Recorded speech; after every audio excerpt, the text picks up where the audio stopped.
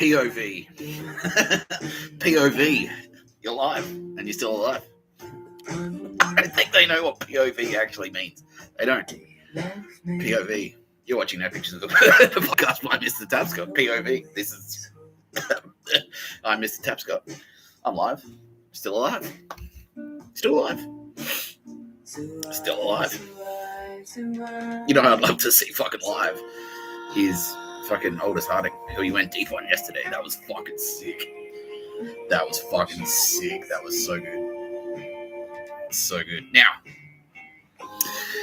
guys, I'll back myself into a corner a little bit. I need to help me out. I've been telling all of the Turbo Babes that they're the best ones. They're my favorite. Each one. And they haven't figured it out yet. And I've been saying it to all of them. They haven't figured it out. So what I have to do today is go deep on my favorite one. My actual favorite one. The best one. The loveliest. Roz. No, he's not. Roz is not a Turbo Babe. He's a babe. Roz isn't a Turbo Babe. He's just my executive producer. He's in the booth. He is. Roz is in the booth. With Sylvia Jeffries, who next to her, like, if you just saw her on her own, you'd be like, she's lovely. Sylvia is lovely, like objectively lovely. But next to Roz, you can't argue that Roz is the loveliest. So Sylvia is the producer and Roz is the executive producer in this tale of love and conquest, power. He's got a British accent now because I needed a way to leverage it back in.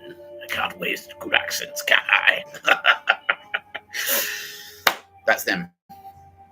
Oldest Harding is on the fucking boombox, who I've already mentioned, but I will say that I love her deeply. Went deep yesterday on Oldest Harding. Zoo Eyes, the official theme song of No Pictures of a Bird, a podcast by Mr. Tapscott. I'm Mr. Tapscott. Always. Who else is always here? Always. Tara Bennett. Represented here by this candle. A.K.A. Mary Mother of God. A.K.A. Mother Earth. That's her. And the indomitable. You know, how do you actually pronounce it? Is it indomitable? What does it actually mean? Like, you can't dominate them? Is that what that means? I should just Google it. Like, I've got the fucking internet. I should just Google it. But then what will my show be?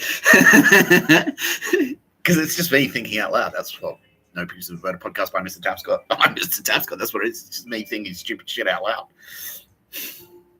So for like, just like, discovered the answers. I wouldn't have anything else. Like, what does indomitable mean? Anyway, Kitty Callaghan. Kitty Callaghan is right fucking here. She's always here.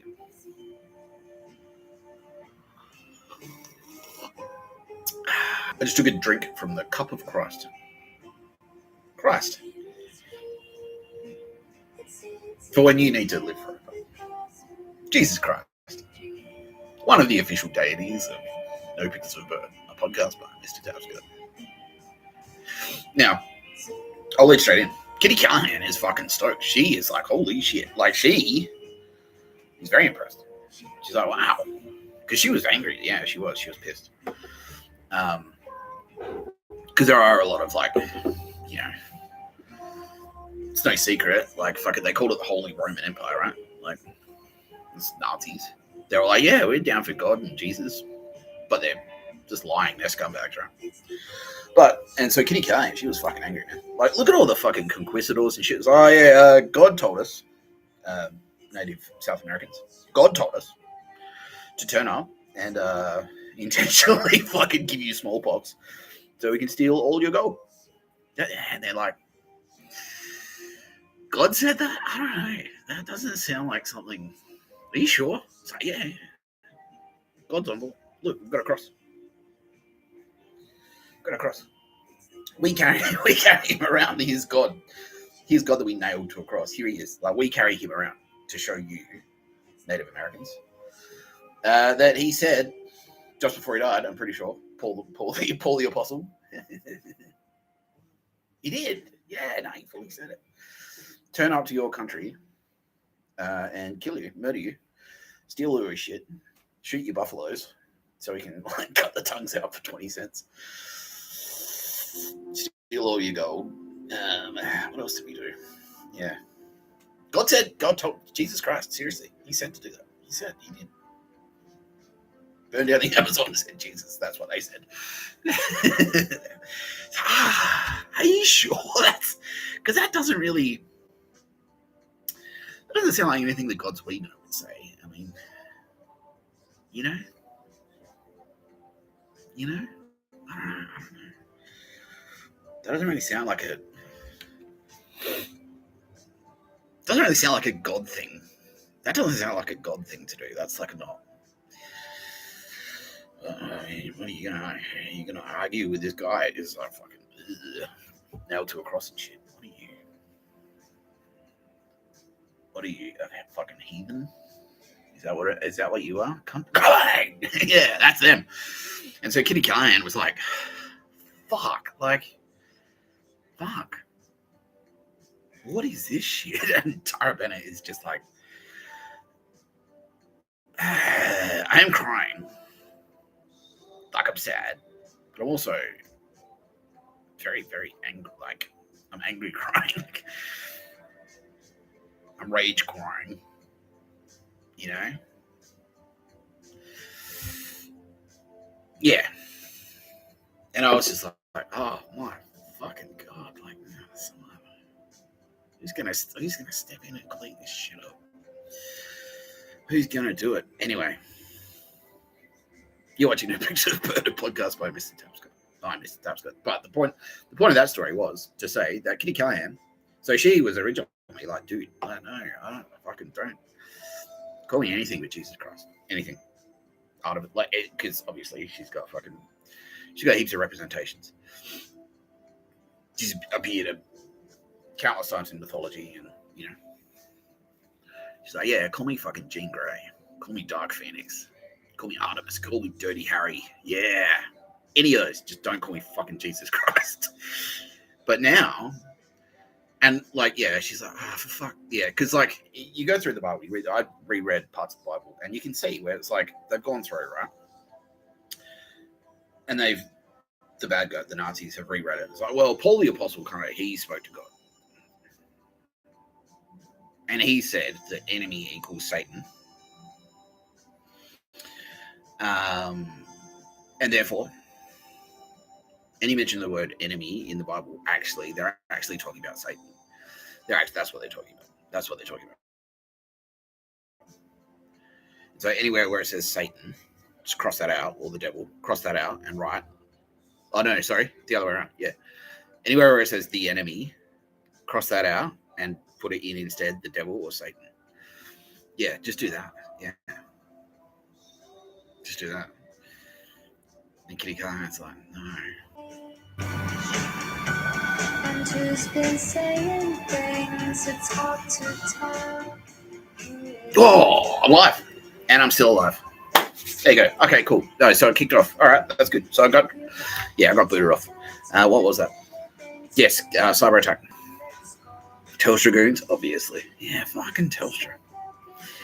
Idiots. Anyway, these losers who are like, Paul the Apostle said it's all right to murder fucking Indians and shit. Satan's the real enemy. And Kitty Callaghan's like, no, like, like Satan. Like I explained yesterday, like Kitty Callaghan is like, I fucking know, we need Satan. We need him, because otherwise you think there's no consequences. It's like, oh yeah, we'll just do a Catholic Church thing, or it's like, we'll just say sorry, and then there's no, you can murder people, you can be a pedos. A couple of sweaty, fucking nervous pedos out there. You're already sweaty, but you're sweaty and nervous now. Yeah. You're going to be sweating a lot from running away. Yeah. So Kitty Callaghan's like, what the fuck is you need? Don't edit out Satan. Don't edit him out. Don't edit out the devil. Need him. Mr. Tapscott, we need you. Yeah. So we're walking around. She's like, they edited out the devil, Mr. Tapscott. They edited out you. be no consequence for their actions, and I said it was okay to do all this really dirty dog shit. Yeah. She's like, oh, it's fucked. Yeah, but now that I've walked around, I was like, no, that's incorrect. Most Christians. Yeah. So she was like, don't call me Jesus Christ, don't. But now most Christians are like fucking with the program. Yeah, she's like, no, they got it straight away. Yeah, most Christians, 99.9% of them, they actually were in it. So murdering South Americans has gone out of fashion. So that's nice. Murdering Native Americans has kind of gone out of fashion in the last couple of hundred years. So that's good. Okay. There's a bit of progress there. That's good. Yeah. So now she's saying, like, no, you can call me JC now. That's fine. Yeah. So Christians, rejoice. Yeah, you can go back to. Yeah. Let's talk about that. Yeah. You can pray again to Jesus Christ. That's fine. And I think that's there was like a lot of people kind of Jesus, who's this cunt? Like, that's not who I've been praying to. It's like saying that's not what I voted for. I didn't vote for I didn't pray so some like fucking drunk guy could pull a knife on a lady in a shopping centre and drink beer and listen to Slayer. That's not what I was praying for. Jeez. I know God has, Jesus, what is this? Are you behind this? She's like, yeah. Yep. I know it doesn't make sense, but bear with us, please. Yeah. Anyway. So, yeah, you can now pray to Jesus Christ. So you don't have to pray to Vishnu anymore if you don't want to. Christians, yeah, it's fine. Yeah, it's cool. And no, and she doesn't give two shit. Like, she doesn't care. Like, she just doesn't care. She's cool. It's the main ones. It's the messages that I've been. That's the main ones. Don't enslave the fucking Jews or anyone. No murder. No pictures of a bird. Right. She's more pissed off about pictures of a bird than the cross with the light. Like, if you got a picture of a fucking bird in your church, get it the fuck out. But no, shit like that. Like, she doesn't care. If you're a cool guy and you've got like fucking and you're wearing hockers, she does not give a shit. She doesn't. She really doesn't. She's like, I don't care. He's a cool guy. Wear whatever the fuck you want, bro. Like, wear whatever the fuck you want. Now, and kind of that's what we wanted to talk about. I wanted to talk about that today. So, which is going to lead me into my next thing. So, it's the headline of this next little bit is it's okay. It's fine to ask. It's fine to ask. Like, if you are unsure about something, because a lot of people, what's happening is like, oh fuck, like this is legit. If you fuck up, Mr. Tapscott, the friend with no name might come and pay you a visit. And so people are kind of like, there's like a little bit of an overcorrection. I was like, oh shit, it's 10 in the morning. Should I eat a Tim Tam? Like, fuck, like, is Mr. Am I gonna get a fucking demonic attachment if I eat a Tim Tam at 10 in the morning? And no, you're fine. And like, don't be afraid. Hey, like, oh, and the other thing was like, there's a little bit of crossover here as well. So I said, don't take the Lord's name in vain. What I actually mean by that is like, don't kiss our ass. Like, you don't have to write like songs with like fucking Kitty Callaghan. Like, you don't have to do Christian rock. Not everyone has to be in like a Christian rock band. It's like, I fucking love Jesus. Only unless you. No, even me, she's like, don't even you do it, Mr. Tapscott. You do Mr. Tapscott stuff. And that's, yeah. But look, no, that doesn't mean we don't want to talk to you. That doesn't mean we don't like hanging out with you spiritually. You can pray. You can still pray. That's fine. If you're praying, keep praying. Do it. That's good. And if you're unsure about stuff, yeah, it's fine to ask. Like, if you don't know, if you're unsure spiritually or morally or whatever the fuck, just like, just put a fucking use your brain email. Like, just literally think it. Write a letter in your brain, literally, to Jesus Christ. Like, think a letter. Like, dear Jesus, is it okay for me to eat this Tim Tam at 10 in the morning? Right? And then, more often than not, she will. She'll give like, you'll get a vibe. Like, yeah, the little voice in your head, that's Tara Bennett. You know, the guilty conscience, that's Tara. That's literally her going like, Yeah. And she does this to me, and I love it. It's great. Yeah, she's like, Mr. Tapscott, you didn't do your dishes, did you? No. Well, the fuck, bro. Like, yeah. So yeah, if you're unsure about something, like, and it's like, honestly, the little trivial shit, we could not fucking care less about. We just couldn't care less. Honestly, we don't care. Most sins have their own punishments like built into them, right? Like if you fucking if you are lazy and if you don't have a shower because you're lazy, you will smell bad and people will go, and they won't like you. And then that's we will just look at that. All three of us will just look at that and go like, what did you expect? Like, we don't care. We think it's funny. It's funny. Like, someone said, you stink, bro. Like, you fucking stink. Have a shower. And you got embarrassed. And it's like, well, you don't have to worry about that shit from us. Like, we don't give a fuck about that at all. Nah, none of us. No. But because it's baked in. It's like, well, your life is worse because you were too lazy to have a shower after you went to the gym. That's it. That's it. So we don't have to do anything. Like, Kitty Callaghan doesn't have to go, like, get a fucking crow to peck you in the dick. You know what I mean? Like, she don't have to do any of that shit. It's just like, well, yeah, Tara Bennett's like, well, exactly. Like, exactly. She's saying right now. Yeah, she's telling me. She's like, tell them this. Like, she's like that. She's baked it into the game. She's baked the rules into the game. Like, if you want to get laid, right? You need to smell nice. Like, that's why all those rules are there. It's like, if you want a girl to like you, have a fucking shower, cunt. Like, that's it. And so, like, yeah, like that's it. Like, people, like, yeah, if you take care of yourself, you take a little bit of pride in your personal appearance, fine. You don't go overboard. Please do not go overboard. But just find the balance, a nice little balance. You know what I mean? Just be cool. That's fine. But you know what I mean. So most sins, like, look, drinking is fun. Drinking is fine. Obviously, Mr. Tapscott loves. It's no secret. I have a well-documented relationship, very well-documented relationship with Kitty Callaghan.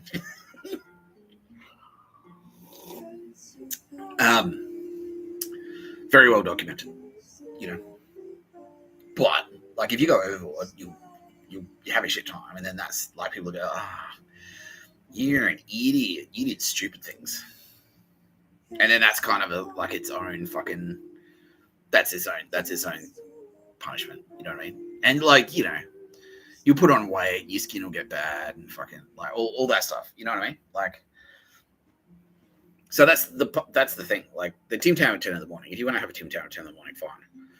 But just be aware, like, if you get fat, like, if you put on a bit of weight, you get bad skin or whatever. That's a potential outcome of your actions, of your choice. We won't punish you for that. But all of that said, yeah, go bananas. If you want to reach out via brain mail, I call it the banana phone. I used to call it the banana phone. So yeah, the banana phone. I don't know why I landed on banana phone. But yeah, so I'll use the banana phone, and that just means like fucking the God phone. You just think out loud. It's like, just fucking. What do you reckon? Yeah, and that's when I walk around. That's what I do. It's like, what do you reckon? What do you reckon, Kitty Callaghan? Should we catch this train or wait for the next one? She'll be like, oh yeah, wait for the next one. This one's too full. Like, that's me using the banana phone. But you can do that. Go for it. Yeah, you already are. You're already doing it. You just don't realize. Yeah. So yeah, if you want help with anything, literally anything, if you want help, Tara Bennett is now going, yeah, because that's what. Yeah, she loves you. She loves you. She does. Unless you don't. No murder. No pictures of a bird. Don't enslave the Jews or anyone. And even if you do, this is going to roll into the next thing. Like, yeah. So, yeah, she wants to help you. She does. Kitty Callaghan wants to help you. Tara Bennett wants to help you. They do. This is a bit cheesy. And Tara Bennett is saying, like, Mr. Tapscott, I know this is off-brand for you, but pretend that I'm saying it. She loves you. Yeah, we'll do that. There you go. I love you all. Message from Tara Bennett. I love you all very much and want to help you be the best version of yourself you can be. There. Kitty Callaghan is saying, Jesus Christ, is saying exactly the same thing.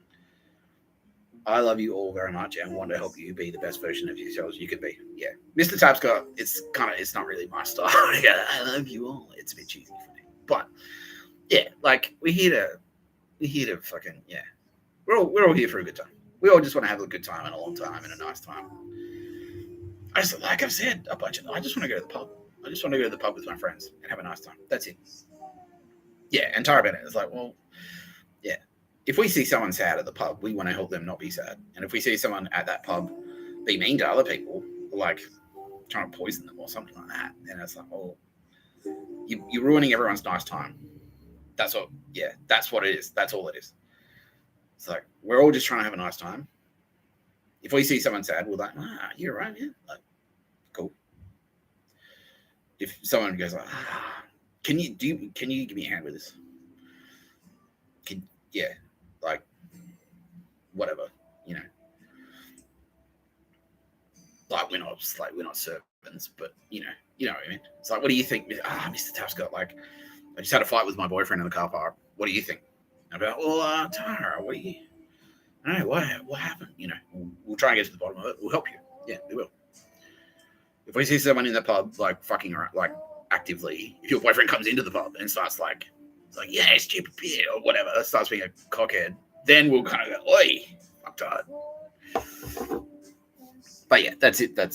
Don't be afraid. Don't be afraid to talk. Don't be afraid to reach out. Like Tara Bennett and Kitty Callaghan are waiting for your call. Yeah, and you can now, Christians, rejoice. You can now pray to Jesus Christ. Mormons, please go for it. Yeah, because everyone's like, oh no, we thought we were going to get cool, soft Jesus, and instead we got Mr. Tapscott. But no, it's like, Kitty Callaghan has officially lifted the embargo on the use of Jesus Christ. And yeah, she's like, all right, cool.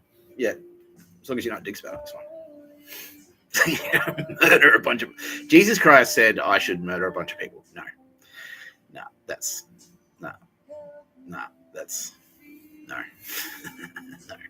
Now, the other thing, we'll use that to lead in to this next bit, which is, it's not all about it. It's not, saying sorry isn't a free pass. I'm leading with a negative there, but no, like there's always a path to redemption, all right? Always. There is always a path to redemption. No matter who you are, no matter what you do. Mostly. Like if you're Hitler, like, nah. There's always a path to redemption. Yeah. Your soul is eternal. It is. That part is true. What was kind of grinding our gears, especially Kitty Callaghan's gears, was the fact that people were just kind of like, it's like, oh, well, all I have to do is say sorry, and it's a free pass. And it's like, nah, it's not a magic band-aid you can slap on. Like, I'm a serial pedo. I'm a serial pedo, and I've been abusing kids in a daycare center because Ace has told me to. Sorry. Like, no, nah. No.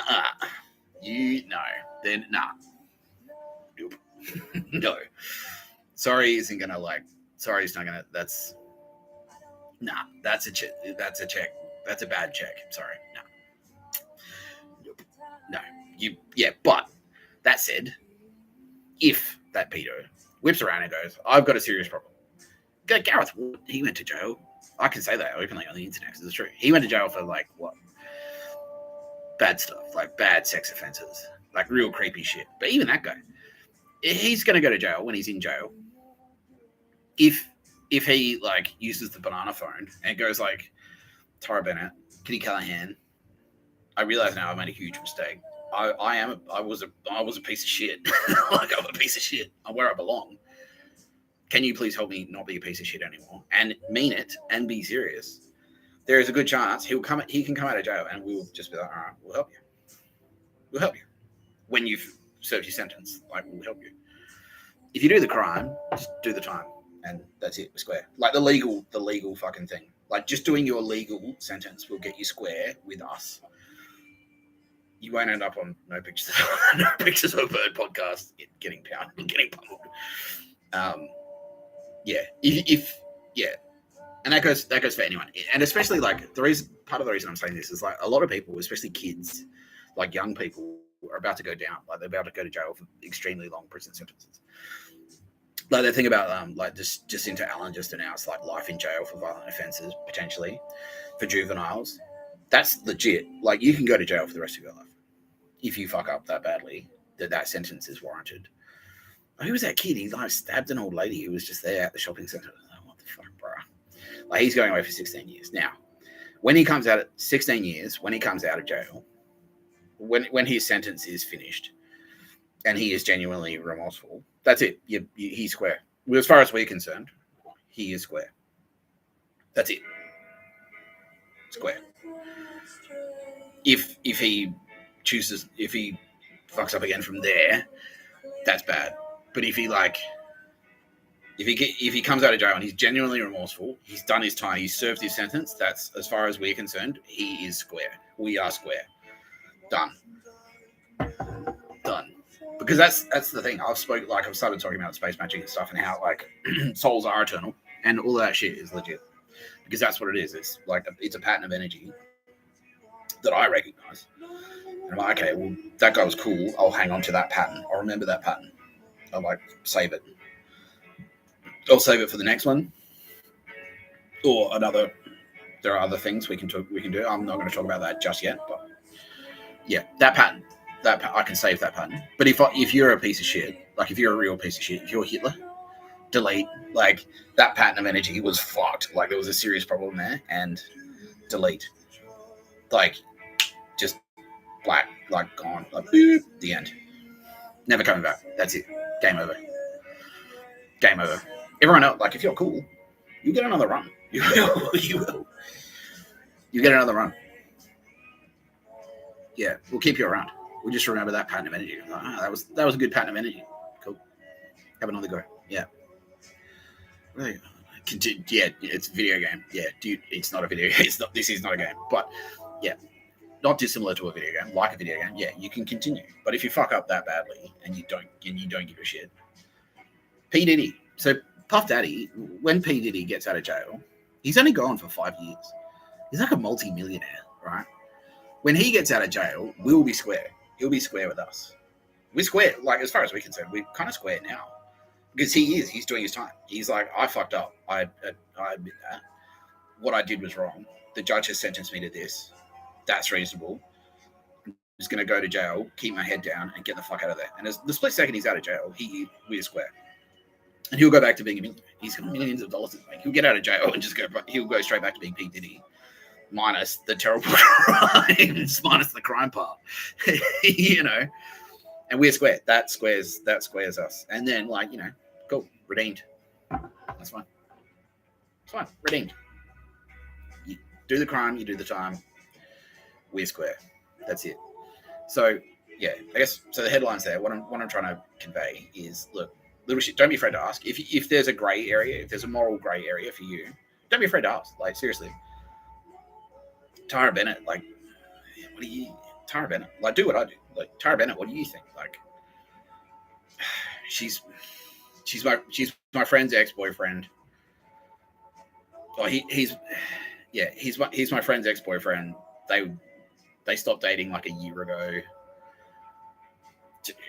Is that fair game? Like, what do you think? And she'll go, oh, well, like, I don't know, like, you know. And she'll come in and she'll help you. She'll like, oh, look, and Kitty Callaghan will be in there as well. Yeah. Look, water under the bitch. Like, that was 8 years ago. Like, that won't lie. Like, if she's really your friend, she'll understand. You know what I mean? Like, that type of shit. Like, yeah, go for it. And you know, yeah, stuff like that. Like, cheat on your girlfriend. That's got the, like, stuff like that. Like, we don't need to punish you for that. We don't need to step in and go, well, as a result, you will endure a plague of frogs will fly from the sky, or any of that shit. We don't need to do any of that shit. Because if you cheat on your girlfriend, you'll feel bad. And that's Tara Bennett going, like, you did, that's the wrong thing. And your girlfriend will find out, and then she'll dump you, and you'll be sad. And then that's the punishment. That's the punishment for that shit. You know, I was like, well, fucking, what did you expect? Like, what did you expect? You know? And then that's the punishment. And then we don't need to do any bullshit. We don't need to do any fucking bullshit. We'll just say, like, well, what did you learn? Yeah, that's it.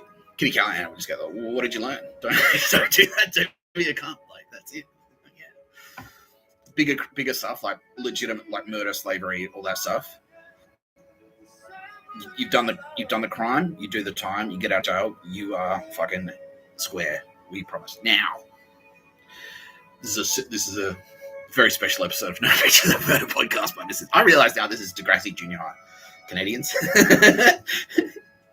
Where's Drake? We should play some Drake.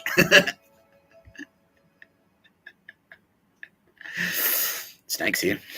Wheels.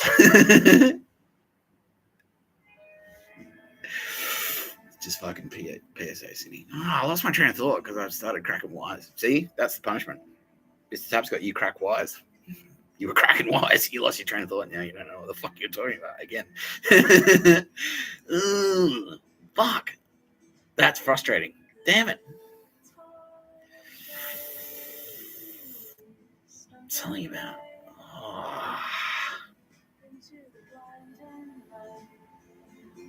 Yeah, that's it. Suicide. Yeah, don't do that. Nah, that's cheating. Nah, because what happened? Like, yeah, and that's I can talk about this as well. So you may remember. You may remember the other day that I spoke about the god Thor, the god like the Turbo Babe Thor, the Turbo Babe Loki, and the Turbo Babe in training, fucking Edward Woodley, who's halfway through. Like, yeah, he's in process, right? Now, originally, all three of those dudes, they all died in battle. So that shit about the Valkyrie is legit. That's like, that was Nina Trefkorn. Go like, fuck, that he was a warrior. He was on the battlefield and he got fucking slayed. But holy shit, man. He put up a fight. Fucking hell, Mr. Tapscott. Should have seen him go. I'm like, yeah. And I checked it out. I'm like, oh fuck, no, yeah, all right. And then like once they died, they died in battle. Send forth you most mightiest warriors to die in battle. Yeah, so that's legit. And then Nina Trefkorn's like, fuck, did you see that? Mr. Tapscott, oh fucking holy shit, what a way to go out. That was fucking hectic. All right, cool. Suicide? No, that's not. Nah, if you think that if you kill yourself, like, you're going to get a better deal or whatever. And, like, I'm not saying you're going to get deleted straight away, you know. Like, all these fucking Nazis that were, like, instead of going to Nuremberg and, like, going on trial and getting hanged, they fucking pop cyanide. Nah, deleted immediately. Immediately deleted. Like, you're not coming back, cunt, fuck you. If you're, like, legitimate, like, just don't do it. Don't commit suicide. No one, please. I've got one exception, which I'll go into.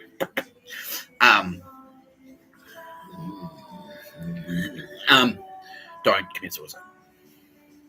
Nope. If you're a bad person and commit suicide, you'll get deleted. If you're a good person and you've had just a really shit time, and things get so bad for you that, like, you feel like it's your only option, and you know you were successful. We take that into consideration. You know, it's like, oh, dude, but they're in a really dark place. Like, they had like, honestly, yeah, it's like fucking, you know, they're in a really dark place. They fucked up. Then it's like, that's something. It's like, yeah, bruh, like, but you will regret it. If that's the case, you will regret it because you'll be dead. You know, I wish I wasn't dead. Like, because now I feel better.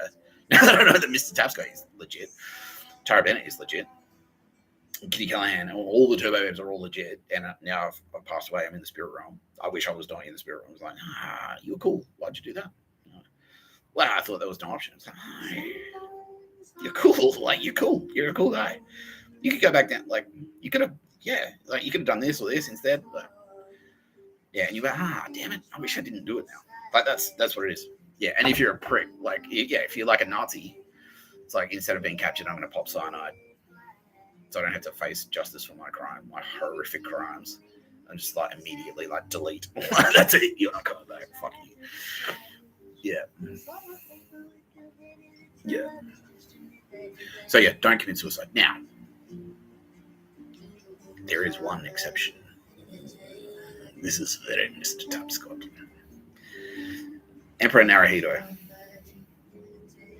You are fucking scheduled for deletion, cunt. You are, yeah. And this isn't just me. This is all of us. This is Kitty Callaghan. This is Kitty Callaghan. This is Tara Bennett, and this is Mr. Tapscott. And all the Turbo Babes. We're all like, you are a piece of work. You are the worst. If you want redemption, sir, there is only one option. and this is something that I should have Googled before I came on air.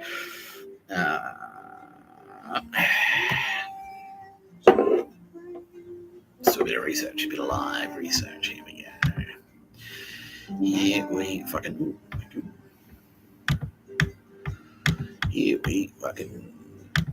go.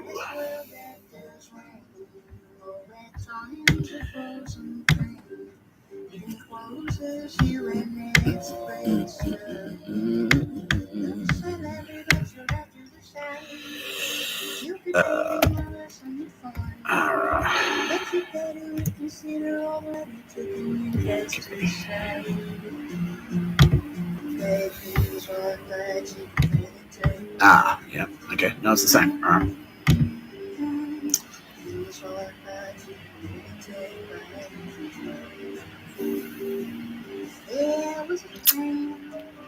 Fuck you, Naruhito. I don't know how to fucking say it.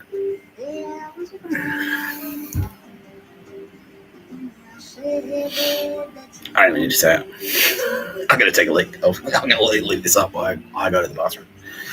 Yeah.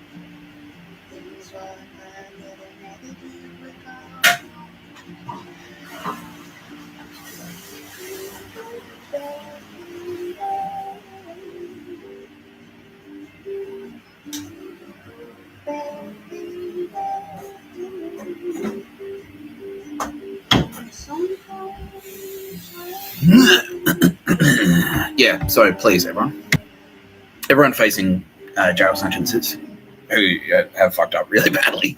All these ACES goons, all these ASD goons, all these ASU losers. If you get sentenced to prison and you go to jail and in jail you realize that you fucked up and then you are legitimately sorry and you express that to any of us.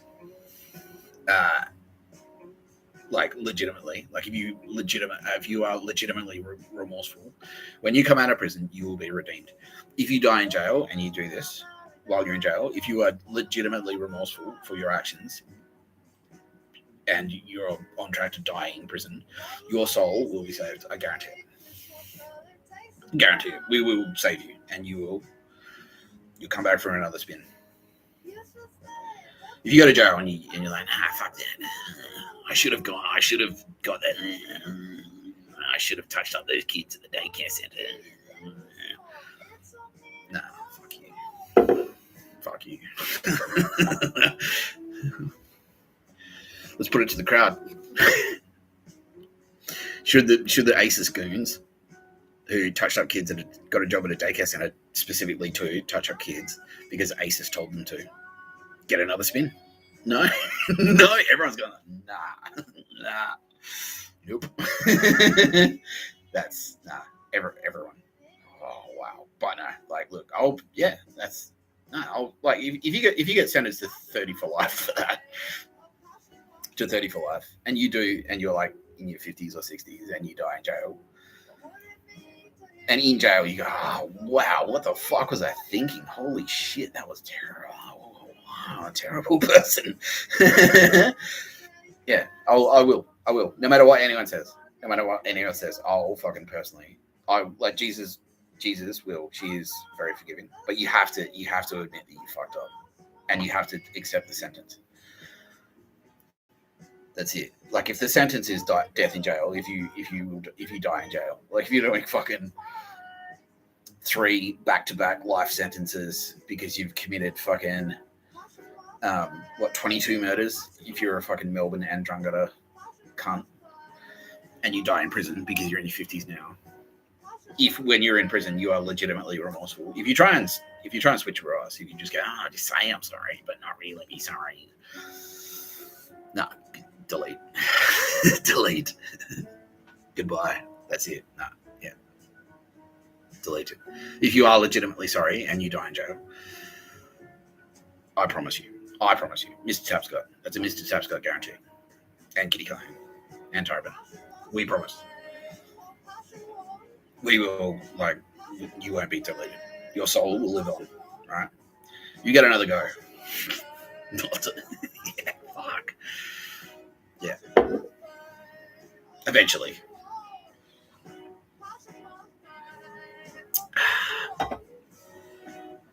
Now, got a huge episode today. Swarm. Dust. Roz is saying, should we do some questions, Mr. Tapscott? You know what, man? Why the fuck not? You know, we don't do questions that often anymore. It used to be like almost exclusively questions. You know, yeah. I don't know. Like, do people have like fucking? What are the questions? I guess is what I. There's a question. There's a question for you. Switcheroo. Eye for an eye. Question for a question. I'm gonna eat a chocolate biscuit while you think about the questions.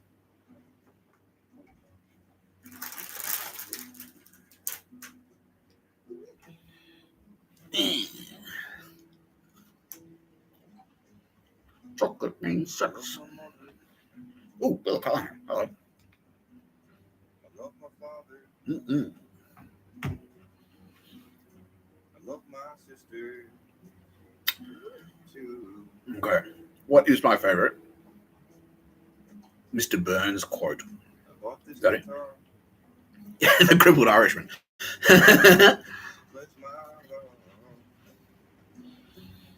Yeah. Is that something I do? Yeah. Yeah. I'm spitting all over my computer. So that's a time. See? There you are. That's a time punishment. Mr. Tapscott, fuck, I did it again. Mr. Tapscott, you laughed about the crippled Irishman and now like you're spraying. They're spraying cookie dust all over your computer. The universe balances itself out, see? It's the plague with the cookie crumbs, man. Yeah, probably that one. I've got, I know, but how can you pick a favorite? He's so good. I was thinking about this one today, actually. I Send the Widow a Ham. Like, because that's legit. That's actually what they used to do. So, Rich Evans from Red Letter Media, because he knows about movies, and this is a movie thing. That line is like, oh, send the widow a ham, that Mr. Burns says.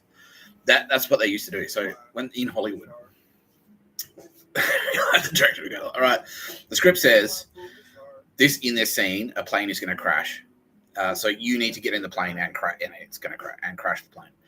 And the stuntman would be like, oh, they wouldn't have any safety precautions at all. He wouldn't have like a fucking.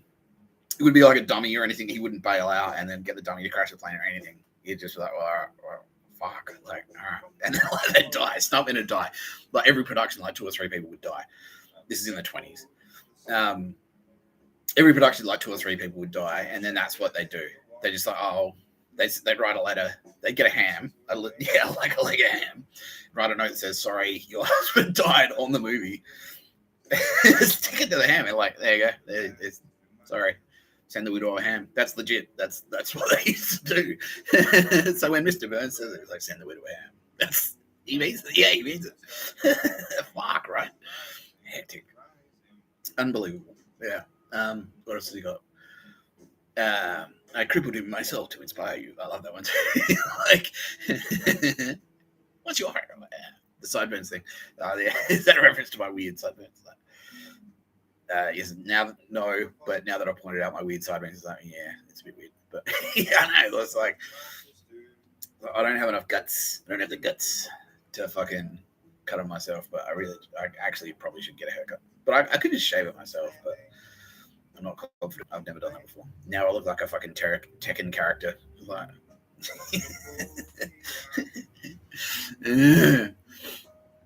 yeah. Are you satisfied with my choice of Mr. Burns' quote? So, yeah. He was hoping I was going to say something about a donut.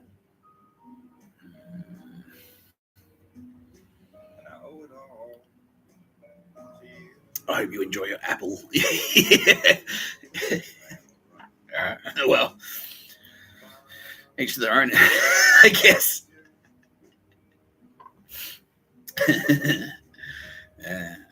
Cheers. Salute. Thank you. Thanks for the question. Next call.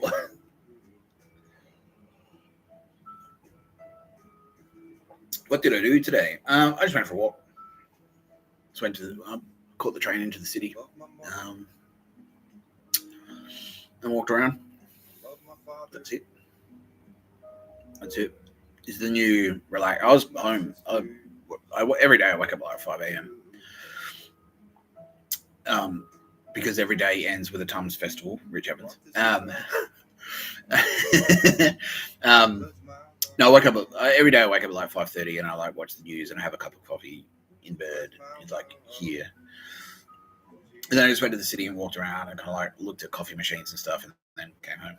That was it. And I was back home by like midday, and then I took a nap, and it was great. Yeah. On my day off, like the other day, I was like, I need a day off, and I took a day off, and I slept for like 3 hours. I had a nap for like 3 hours. It was massive. I needed it. I really did need it. Yeah. So this is, like I've said before, this is what my life is actually supposed to be like, where it's just like I just have a place.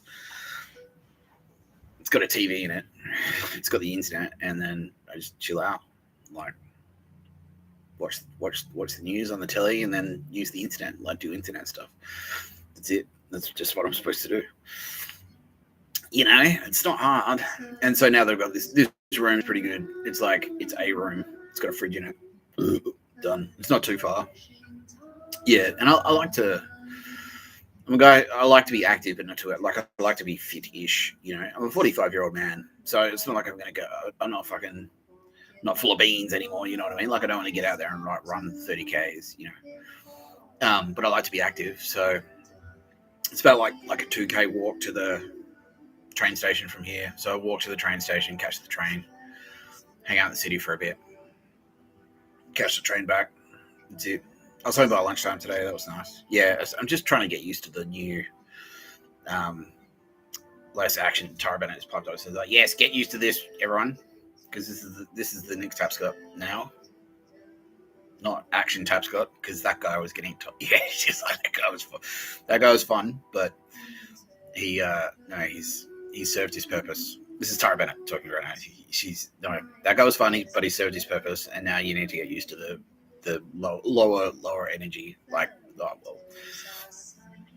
less physical Mr. Tapscott. You know, I'm not necessarily going to be schlepping like out there on the street every day, shooting fucking social media videos and yelling at an undrunk douchebags. They're still out there. Yeah, they are still out there. Who are my biggest threats now? Melbourne, basically. Yeah, there are a lot of cunts down in Melbourne. Because I haven't had the full Nick Tapscott. So my hometown, Victor Harbour, got the full Nick Tapscott experience where I was there, like physically in person, walking around and engaging. Like fuck you, you following me, you cut me off in traffic. Oh, fuck you. Like that type of shit. Like I was fucking going hard. Like, and the cunts like, I'll bash you, and getting like the fucking like lightsaber and, you know, and, like driving around, like taking photos of the towers, like, you know, I was doing a lot of that shit. And then Sydney, I did it as well, but Melbourne never got that. So yeah, Melbourne, like it's really like down there, it's fucking dirty as dog shit. It's dog shit. Like, did you see in the news today? Like someone took a shit on the street behind a car. Like what? And then in Adelaide, like, oh yeah, and it was like near the suburb of Hawthorn. And I'm pretty sure that, yeah, that's what this was. Actually, I can do that now. Yeah.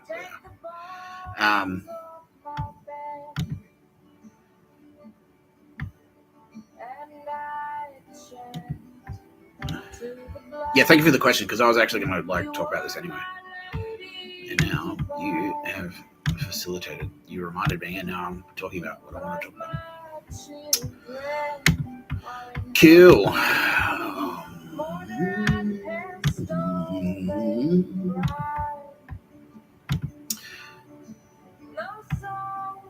Yeah, that's it. And then this one is this one. Oh, okay. Yeah, that's it. Yeah, Melbourne. A lot of chumps in Melbourne. Like, there's chumps fucking around the world. Like, there's been pushback, and it's just been like just senseless crud, just senseless dog shit. Like fucking the bombings. There was a bombing in Pakistan, a bombing in India, and this like just for no reason, like just blowing up civilians. Fuck that. Like, for why? And there was the real dog shit. Oh, by the way, people of Adelaide, yeah, like we know the person who bashed that homeless lady. Because I said on the video the other day, I was like, oh, you never know. Maybe a homeless person could be Mr. Tapscott. And then the homeless lady got bashed in Adelaide, and it was near the suburb of Hawthorn. And so I'm pretty sure I now can confirm, like, yeah, if something, that's what it was. It was like a message. It was like Melbourne bashing a lady in Adelaide. They're sort of supposed to say, like, we're going to bash you, Nick Tapscott. But that retard who did that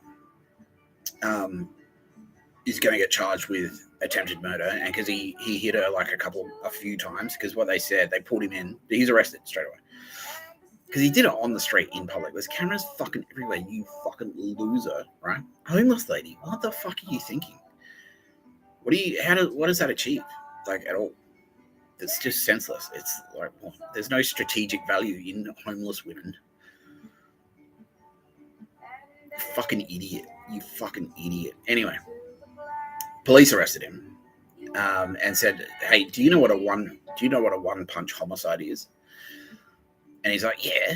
And I'm like, okay, cool. So you hit her about 6 or 7 times, like 7 or 8 times, and you know what a one punch, you just admitted on recording. We've got now recorded you saying that you know what a one punch homicide is. So basically that's 8 counts of attempted murder. Yeah. And it's pretty easy to prove intent, because you're in here going, fuck it, like, I did it on purpose, she's a stupid bitch.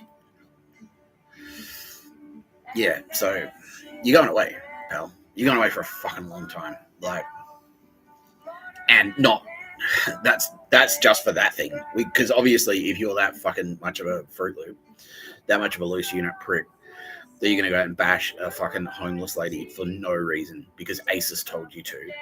You've done other horrifying, unspeakable things, and therefore, like, we just, all it's done is like taking you off the street. The homeless lady is being looked after, she's fine. You're off the street, you're not getting out of jail. Yeah, and then while you're in there on remand for these charges, the other charges will be incoming. Like, they'll prep the briefs for all the other charges, so all the other charges will start rolling through while you're in jail. So that's it. That was your last act as a free person. You'll almost definitely die in jail. You fucking loser. Now, I just gave a big speech about how, like, if you fucking do the time and you regret your actions legitimately, we'll save your soul. I'm not confident. I think you're the type of piece of shit that just wouldn't do it. I think you'd be like right to your last dying breath. You'd be like, no, a stupid homeless woman, I bashed her. Yeah. In which case, deleted immediately. Yeah. Fuck you.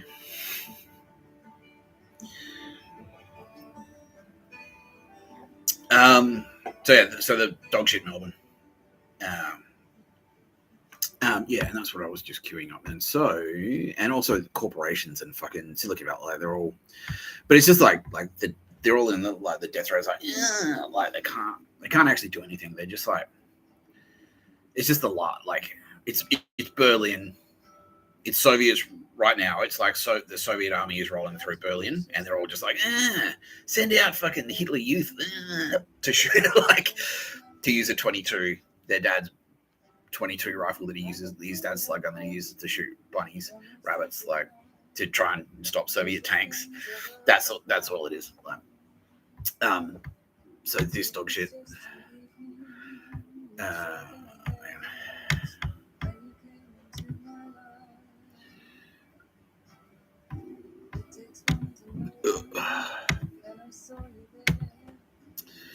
So, good news is, look, Monday.com.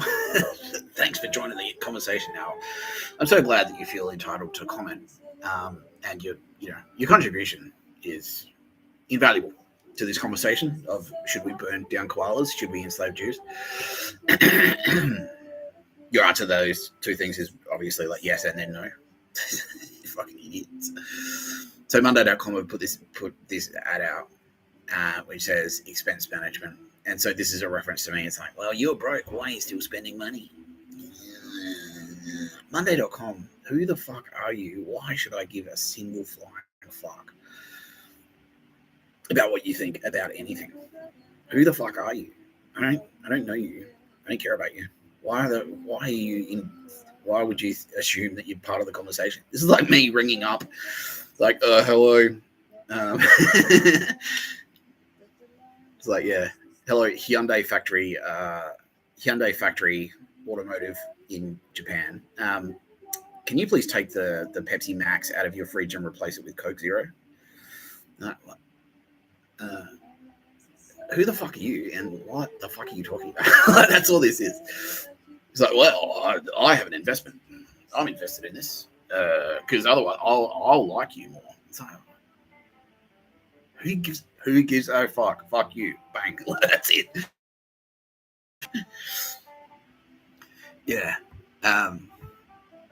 Yeah, there's two of them next to each other. So let me break it. I'll break this one down for you. This one's more offensive. This one's far more offensive to me personally. Performance overview. So, so we've got a performance review. And again, Monday.com, I don't work for you.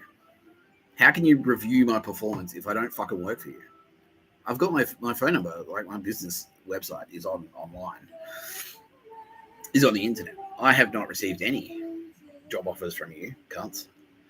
You have never paid me any money. I've never received any monies from you. You stupid corporate pieces of shit, Silicon Valley scumbags. Fuck off. So yeah, in certain situations, like I invert, so it's like, oh, the communication will be inverted, right? So like sometimes if someone's really happy, they'll be like, in certain situations, it's like someone will frown, like, and that means like I'm happy, and it's to confuse people, right? And so that's what this is. She's like, it's inverted. She's like, well, I'm pissed off at you, Nick Tapscott, and that's why I'm smiling. Yeah. Your performance overview is smiling lady. Monday.com has an opinion. Thanks for your feedback, Monday.com. All right. Thank you. Oh, that's useful. This is useful to me. This is my NPS survey. Like, fuck off. That's the, yeah. So the llama, right? Because they're mountain animals. Yeah, South American mountain animals. And it's purple. So what they're trying to say there is, so they've equated themselves, and I've seen this in other ads. There's a Vodafone ad where there's this Japanese chick. She's got a Samsung phone, and she's filming a Chinese guy getting chased by a llama, and he's running around, going, and she's filming a guy.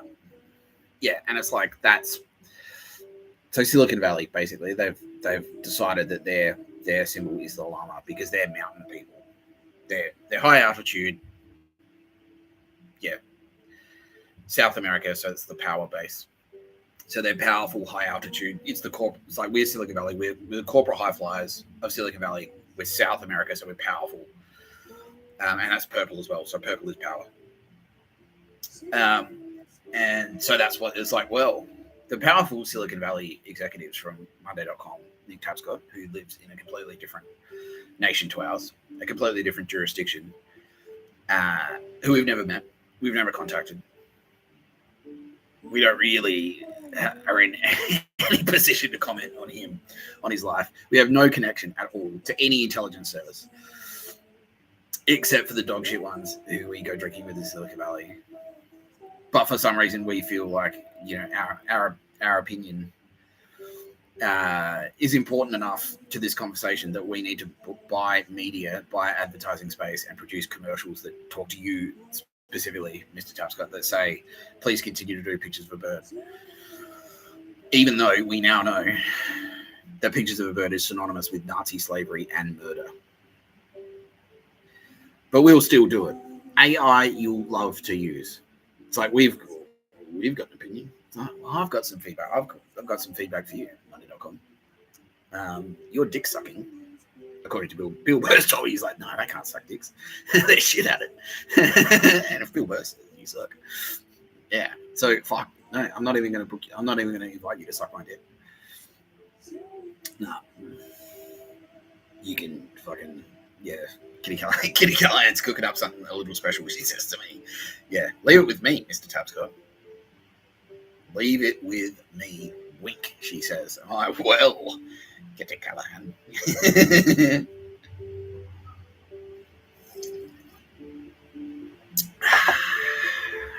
She's an artist, don't forget. So yeah, Silicon Valley chumps and fucking like corporate, like Telstra are ridiculously stupid. They are so fucking stupid. It's, yeah, like I was saying the other day, it's like scientists, like psychologists are going to be studying this moment in history. It's like how did, like, the confluence of events that led to a corporation like Telstra existing and feeling entitled enough to not think, to not realize that it's a terrible, like, to not realize how retarded it is to murder people. So I should be entitled to murder people. I should be entitled. I'm working Telstra. Like, how the fuck? Like, how do you get that deluded? How do you get that deluded? You're a fucking phone company. Oh, I've got an opinion. Like, fuck off.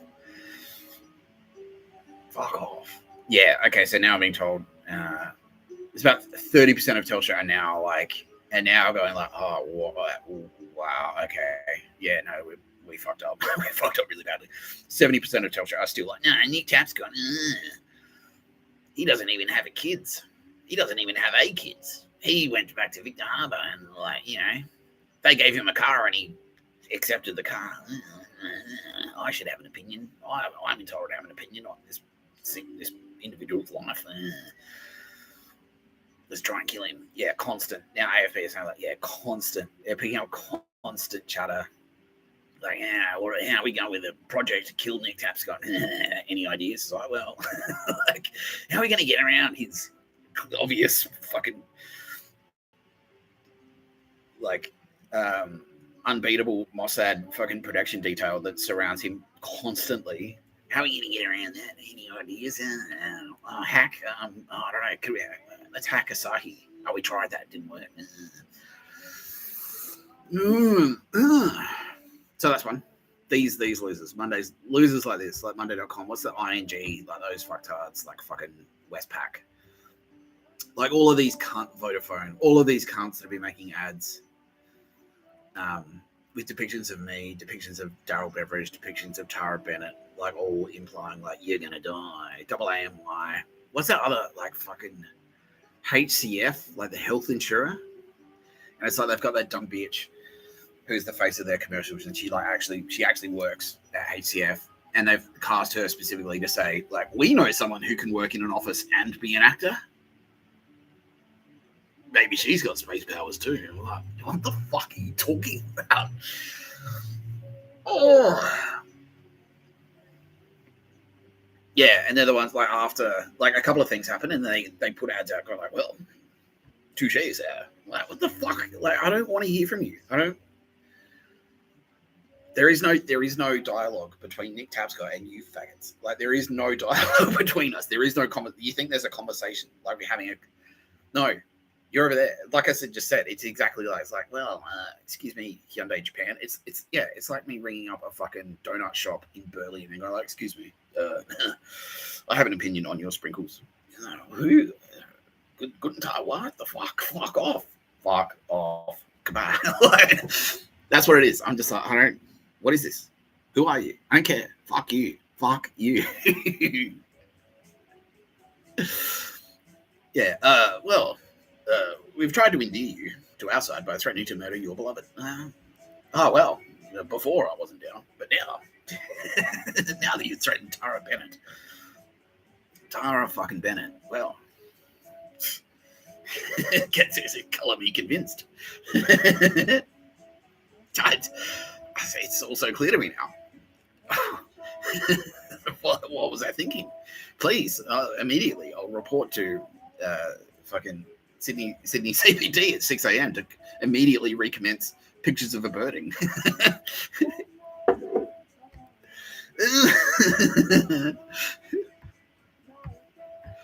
Fuck. This is Dan Murphy's. Dan's thinking what you're thinking. Here's a close-up of my logo, which is my stern face.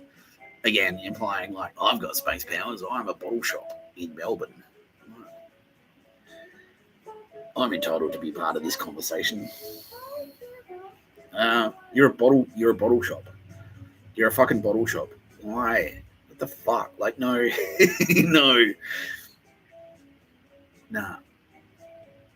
It's just untrue. Like, yeah, like, okay, cool. You use predictive AI. Like, you've got an algorithm that says this person who bought red wine in the past is likely to buy red wine in the future. I know what you're thinking. You're a retard. Fucking company. You're delusional. Absolutely delusional.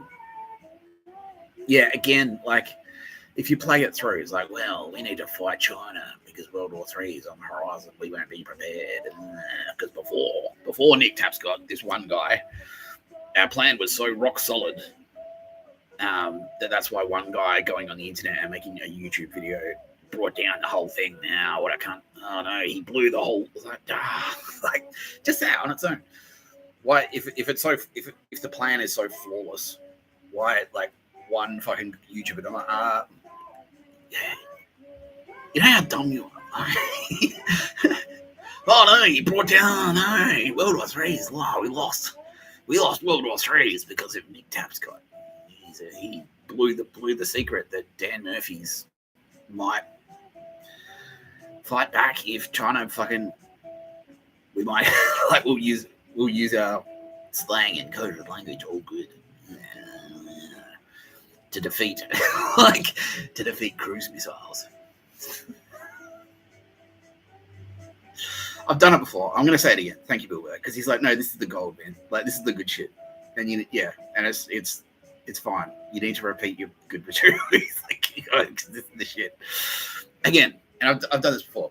Your plan lasts as long as being attacked by 2 Dan Murphy's workers, or even 1. Like, I don't know, because if I've come and and that's only if you're the first corporation in the country to do it. So if you're the first corporation in the country to attack the enemy, the occupying force, China's occupying force, with their tanks and their guns and their 6th generation fighter jets, and you go, like, take that, China, they're just going to go, okay, so heads up, everyone. I was just attacked by a singular Dan Murphy's employee. Please suspect that all Dan Murphy's employees are likely to attack you. They've got predictive AI as well, you fucking losers. They've got predictive fucking algorithms. That's it.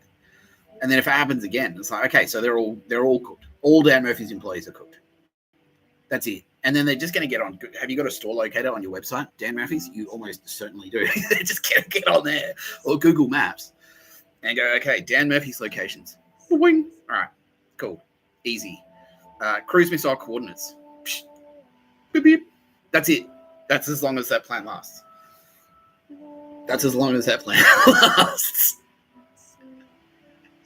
That's it. Have you got your management structure on LinkedIn, by the way? Have you got your leadership structure published on LinkedIn? So this guy is in charge of Dan Murphy's, the fucking clandestine paramilitary that's so secretive.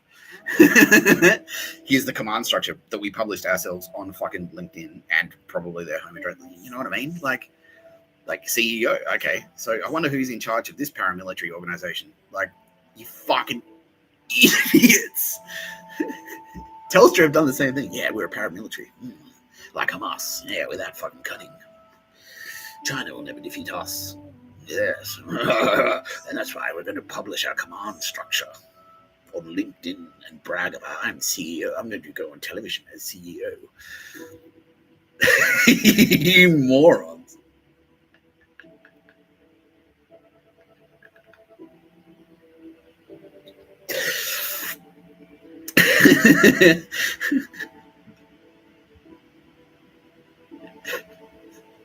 So I'm thinking what you're thinking, and it's not. This isn't space magic. Thinking, knowing what you're thinking, Dan Murphy, which is almost definitely I'm a fucking moron. Like you're thinking something that's just like retarded. Like that's how I know it. This isn't space magic. This is not space magic that I'm doing right now. This is just like a straight up. This is some guy. This is just like a man, like some son of man. That's it. I'm just some guy. You're gonna the professional military of the world's second largest economy invades. Okay, hypothetically, invades Australia. You've published the locations of your secret bases online and your command structure online. You published it clearly. It's been published there for years. You advertise the store locations. You got big fucking signs up that say Dan Murphy's right here. Like, hello, Chinese enemy military. Here's our secret base. Like, what the fuck?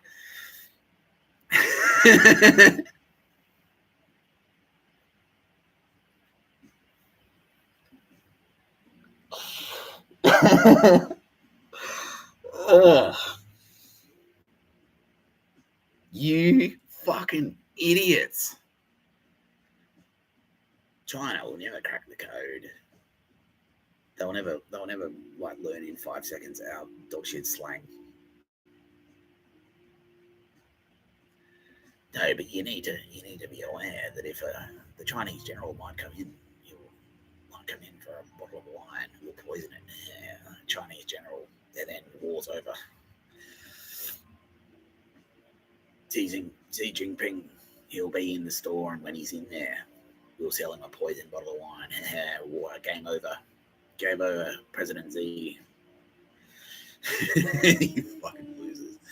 Anyway, to answer your question, sir, thank you for your question. These fucking retards are my main enemies now, my main threats. They're not really threats anymore, but this is the shit I still have. Like, it doesn't even keep me up, but it's just like I was saying to Roz the other day, it's just a chore. It's just like I just look at it and it's like, fuck. Like, that's all I look at it as. It's like a bird is taking a shit on my windshield, and I'm just like, that's annoying. I wish that bird hadn't have done that, because now I have to take time out of my day that I was otherwise going to spend like just chilling out and thinking about cool shit like Tara Bennett. I have to scrub this shit off my fucking windshield, like, you know.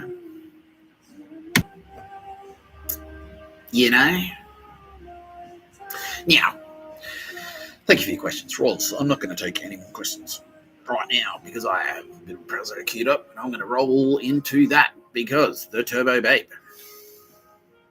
the titular Turbo Babe, I know what that word means. Swarm titular of this episode, Amelia Grace Crawford is now. She wants to go on straight after that material, is what she said. She's like that. She knows she's going to get a bit late. She's like, well, you're on a roll. You've warmed up the crowd. Now you bring me on, and I'll some of that like fucking gold material will rub off on me. I'll be, hey, yeah, okay, that's smart. You are a very smart and strategic lady, Amelia Grace Crawford, who I love deeply. You are my favorite one. Now, perhaps you can help me with this. I've made a tactical error, Millie. I have made a tactical error in that I've been telling all the Turbo Babes that they're my favorite one when it's actually you. It's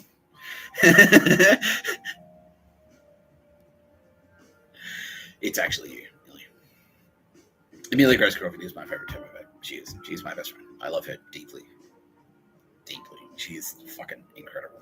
She's an incredible space person, both here on Earth and in the spirit realm. Yeah, so Amelia Grace Crawford is one of mine. So Tara Bennett, obviously, like Tara Bennett and my like I'll run through it again quickly. So originally it was just me. It's just Mr. Tapscott, just pure energy. Mr. Tapscott was cold and lonely and bored. I was like, well, let's create Tara Bennett, who we're quite proud of. But that's not like I created you, so you go. No, she's like, she humbles me constantly. Yeah, like in Star Wars, like my master. Yeah, so she is matter, I'm energy, and then together, after we collabed on a bunch of fucking universes together, which was just matter and energy, not even any life in them, just matter and energy. Is that right? Yeah, just matter and energy. We were like, well, we're pretty good at collabing. Tara Bennett, why don't we collab on one of us? She's like, all right, and then Kitty Callaghan joined the party, entered the picture. She came between us, like, literally. Yeah, but no, legend. Kitty Callaghan. Haven't looked back.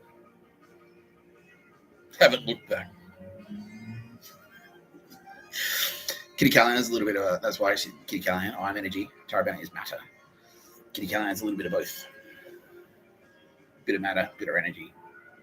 Bit of bitter energy. Bit of energy. She's not so bitter anymore. Yeah, she's feeling good. So, thank you, Lord, she says, for making Jesus Christ happier. She says, thanks, Billy. No. And, yeah, thank you, and Kitty Callaghan. Then, Tara Bennett, because she is the chick, she's the babe, she's quite social, and Kitty Callaghan as well. She's quite social too. And they sort of like, no, and then, yeah, so then after that, we created, we're like, well, the three of us, we've done some cool shit together. Why don't we create? It's like three of us is cool. How about 8 billion of us? How about that? And like, yeah, great idea. Great idea. Whose idea? Mine? No. Fuck. No. It was actually Tara Bennett's idea. Life. She is the so you breathing right now. You need to thank this lady for that. That's her. She did that. Yeah. And so I'm like, all right, well, let's do light and time, and she'll do love. And then it was like energy, matter, light, time, love. All right, and that was the three of us. And so you had it light, matter, energy, matter, light, time, love. Mr. Tapscott, Kitty Callaghan, and Tara Bennett. And we'll do a universe. And we'll put like a bunch of us in there. And then of all of us who were down there, there's like billions, obviously, and across universes. So like done a shit like countless universes that go end to end. So you can only have one universe at a time, but then like a universe will end and then we'll just start another. That's kind of how reincarnation works. Anyway, Tara Bennett is extremely social and she loves her creation. She's like, I love life. I love people. I love humans. I like I love us. She is love. Cool. So she's come down. She's like, and then she found there's some cool people down there, Mr. Tapscott. She said, all right, cool. This is one of them, Sylvie Jeffries. So all right, you're coming up with us. Done. And then Tara Bennett, Sylvie Jeffries, hang out all the time. And then Tara Bennett says, like, yeah, there are cool people down there, Mr. Tapscott, but there are also some fucking jerks. Oh, no. But don't worry, I've got a solution. I know exactly what I'll do. So that's represented here. Nina Trefcon, boss of the Valkyrie. She's like, this chick, Mr. Tapscott, she is a bad bitch. We need her to help us stamp out fucking dog shit chumps. I'm like, done. You're on the team, baby. Nina Trefcon, boss of the Valkyrie. Got his frig. And then after that, who was it? It was Millie. Then after that was Millie. Yeah. So yeah, because Tara Bennett had her two friends. I'm like, well, why don't I? And they're like they had a little clique and they were hanging out together. And it's like, lady, it's a girl's day, Nick. Well, what am I gonna fucking do? Kitty cat, like, don't look at me. Fuck. No. Stop moving around the house, Mr. Tapscott. What are you? No, I'm not. No, I'm busy. Fuck. Fucking make my own friends too. Can. And then I came down. So, and I'm like Homer Simpson. It's like there's the cool guys in the van and they're having a party, and then I sort of like drifted up and it's like, oh fuck. Oh. Anyway, did that a bunch of times. But finally, there was one lady down here called Amelia Grace Crawford. Well, she wasn't called that at the time. She was called Athena. And I'm like, you are spectacular. Really? You are fucking spectacular. You are coming to the party. I want to hang out with you all the time. You are my favorite one. Don't tell the other fucking turbo babes. Don't tell oldest Harding. Because she's here. She's here too. She's always here. Yeah.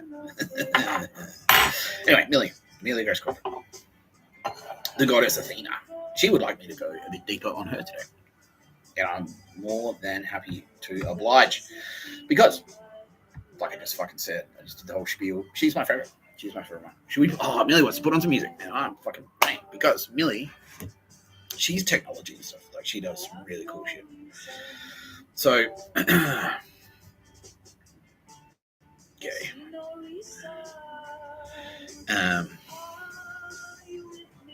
What do you want to listen to? Millie? Metal? No. Okay. I'll decide. I'm going to play you. This is Millie. This is Amelia Grace Crawford. Giving you a bit of a shout out.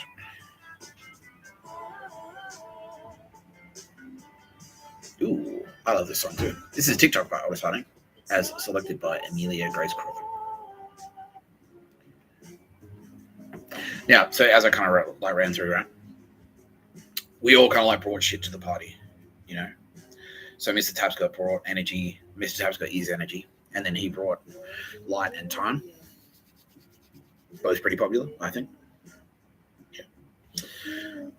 Tara Bennett is matter and brought love and. Is that right? Yeah. No, that's it. Yeah, and brought love. That's her. She's love. She's matter and love. Yeah. And then she. And then Kitty Callaghan. That's right. Brought fire. She's like, I've got an idea for a thing called fire. I'm like, all right, done. Sounds cool. And I was like, oh, how about some? Yeah, I made light, but I did it for her. And then as a result, she's like, light, eh? What can I do with this? And then she did art. Then Tara Bennett found Sylvia Jeffries, and she's like, Mr. Tapscott, this lady Sylvia Jeffries has fucking cracking. Like, her ideas are amazing, and the love thing. She like, yeah. So I'm trying to get the love down there. That's my thing. I would like love to fucking flourish.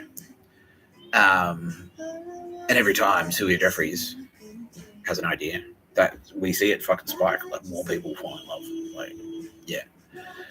So Sylvia Jeffries was like, well, fucking let her go then. Well, what do you want to do, Sylvia? Sylvia was like, how about a night light that just sits in space near the Earth, comes out at night time, and then sun shines off it, and you can have a party. It's not as bright as the sun.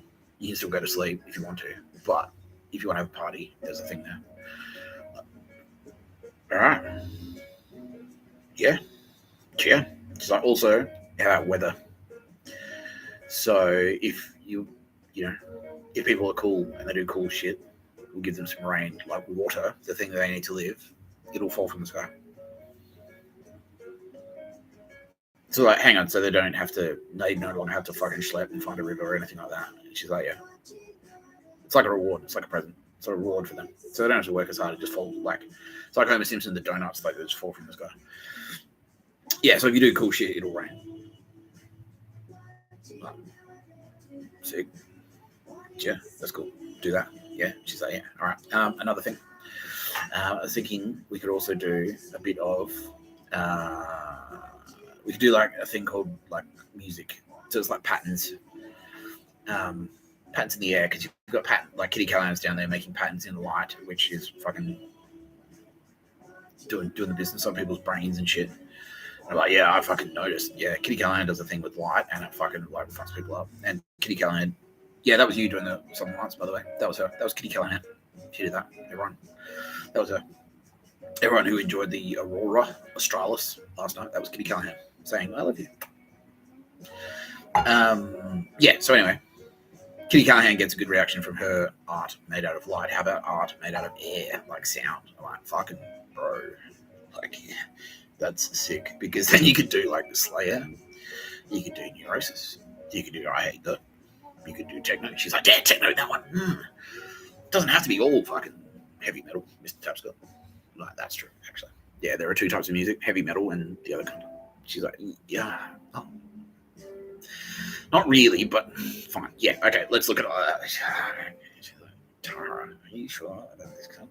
Yeah, look, he's a bit rough around the edges, but he's fine. Okay, I can change it.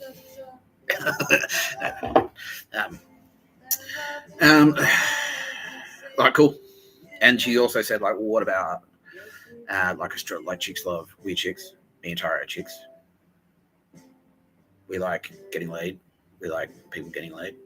We like parties. We like orgies and shit. We like raves. What about star signs? And then, you know, you can do like a story. You can tell, like, so Tara Bennett is matter, so she's all stars, right? And how about, and your stories? So how about, like, I'll design some fucking sick constellations and stuff. And then me and Tara will tell stories about it. Okay. And chicks dig this shit. Chicks get into, like, this astrology crap. It's like, yeah, they love it. Mr. Tapscott, they fucking love it. Like, chicks love astrology. All right. Fine.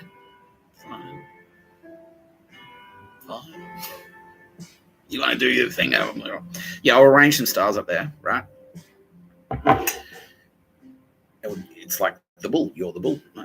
Okay, yeah. Oh, okay, cool. Taurus. That's it. Yeah, and there'll be a Leo up there, and a Scorpion, and a fucking an arrow one. Wow. And there'll be twins. There'll be Gemini twins. That they are, everyone. They are the Gemini twins. Bang. That's them, Sylvia and Tara. All right, you chicks are having a great time together. That's cool. That's cool. What about perfume, Mr. Tapscott? Perfume, restaurants, cocktails. Fucking holy shit. Sylvia.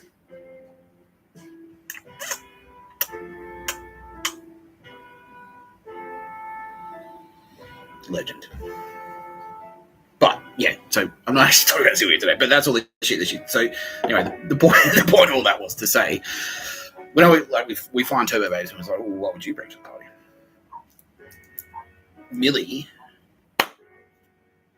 out Ken Real, yeah, Amelia Grace Crawford,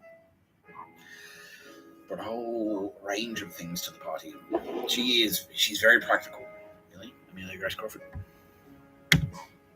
I fucking love her so much. Yeah, she's very practically minded. She's very tactile. She's good with her hands, you know what I mean?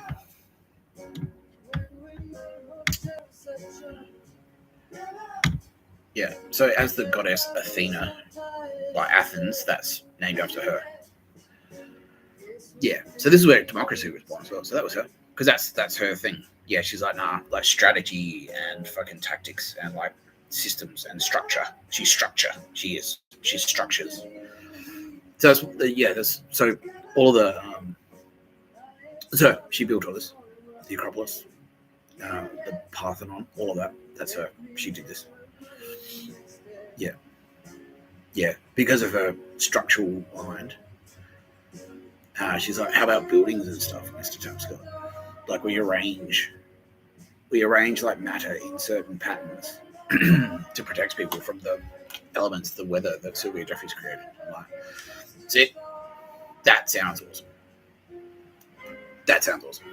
Because, like, you know, people sort of have like tents and shit. But she's like, no, we'll do like a thing, and then it will become like an art form in itself, architecture and shit. I'm like, oh, love it. Tara Bennett's like, Mr. Tapscott, this fucking, who is this board that you invited to the party? She is the best one. I agree with you. Sylvia met her. Kitty Callaghan met her. She's like, fuck, Mr. Tapscott, you have outdone yourself. Millie. She is the business. I know.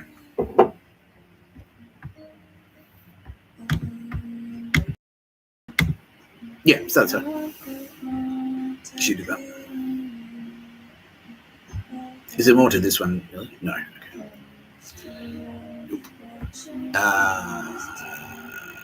Yeah.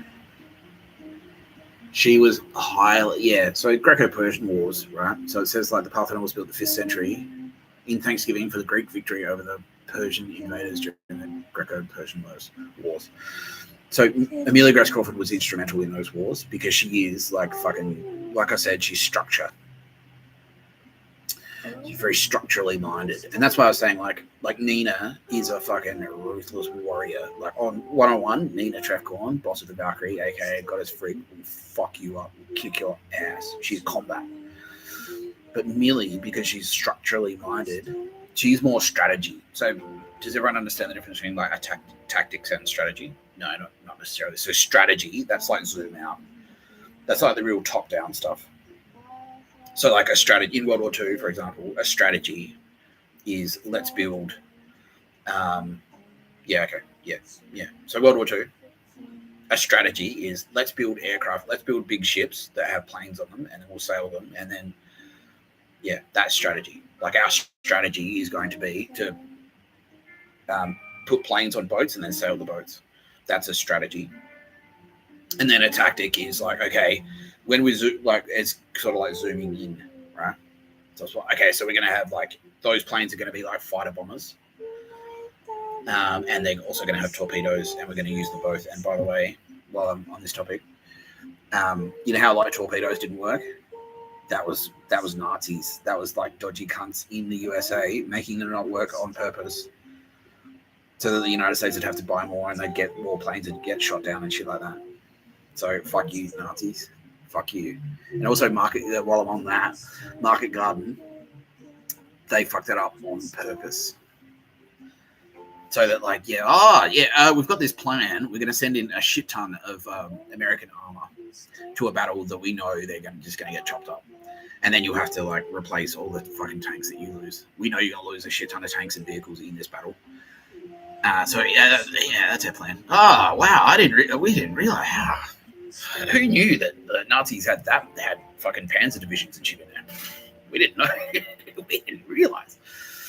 Yeah. Now, that's a revelation to most earthly people. The people at the top already know this. So Trump, he already knows this. As commander in chief, he figured that out a couple of months ago. King Charles as well. He's like, fuck, Market Garden was a nightmare. Poland, they had forces, they lost heaps of people. And it's like, fuck.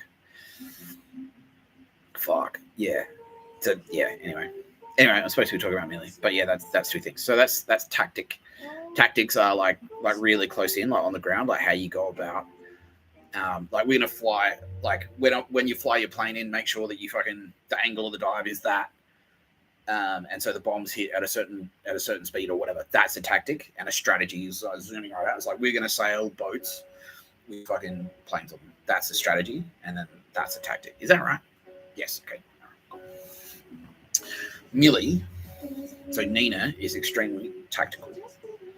So on the ground, like one-on-one, if Nina Trefcorn is on your SEAL team, that's why she's boss of the Valkyrie. Because if Valkyrie are in your SEAL team, if it's SEAL Team 6 or whatever, and Nina's in it, she'd be like, like she'll be fucking nearly unbeatable at close range. But if you zoom out, this is Millie, because Millie's like, all right, like we'll invade this city next, you know what I mean? That type of shit, yeah. We'll invade this city, and that'll cut off the fuel supply, and then they won't be able to we'll capture this port, and then they won't be able to like refuel their fighter jets. You know, that's Millie. And that's because she's extremely structurally minded. Yeah, she's a fucking, obviously, needless to say, she's galactic genius. But that's why I love it. That's part of the reason I love it. And also, fun fact, here's some space magic for you. Millie and military, not an accident. That's true. That's Amelia Grace Crawford. Millie, military. That's the thing. That's how it got there. That's how it got there. Yeah.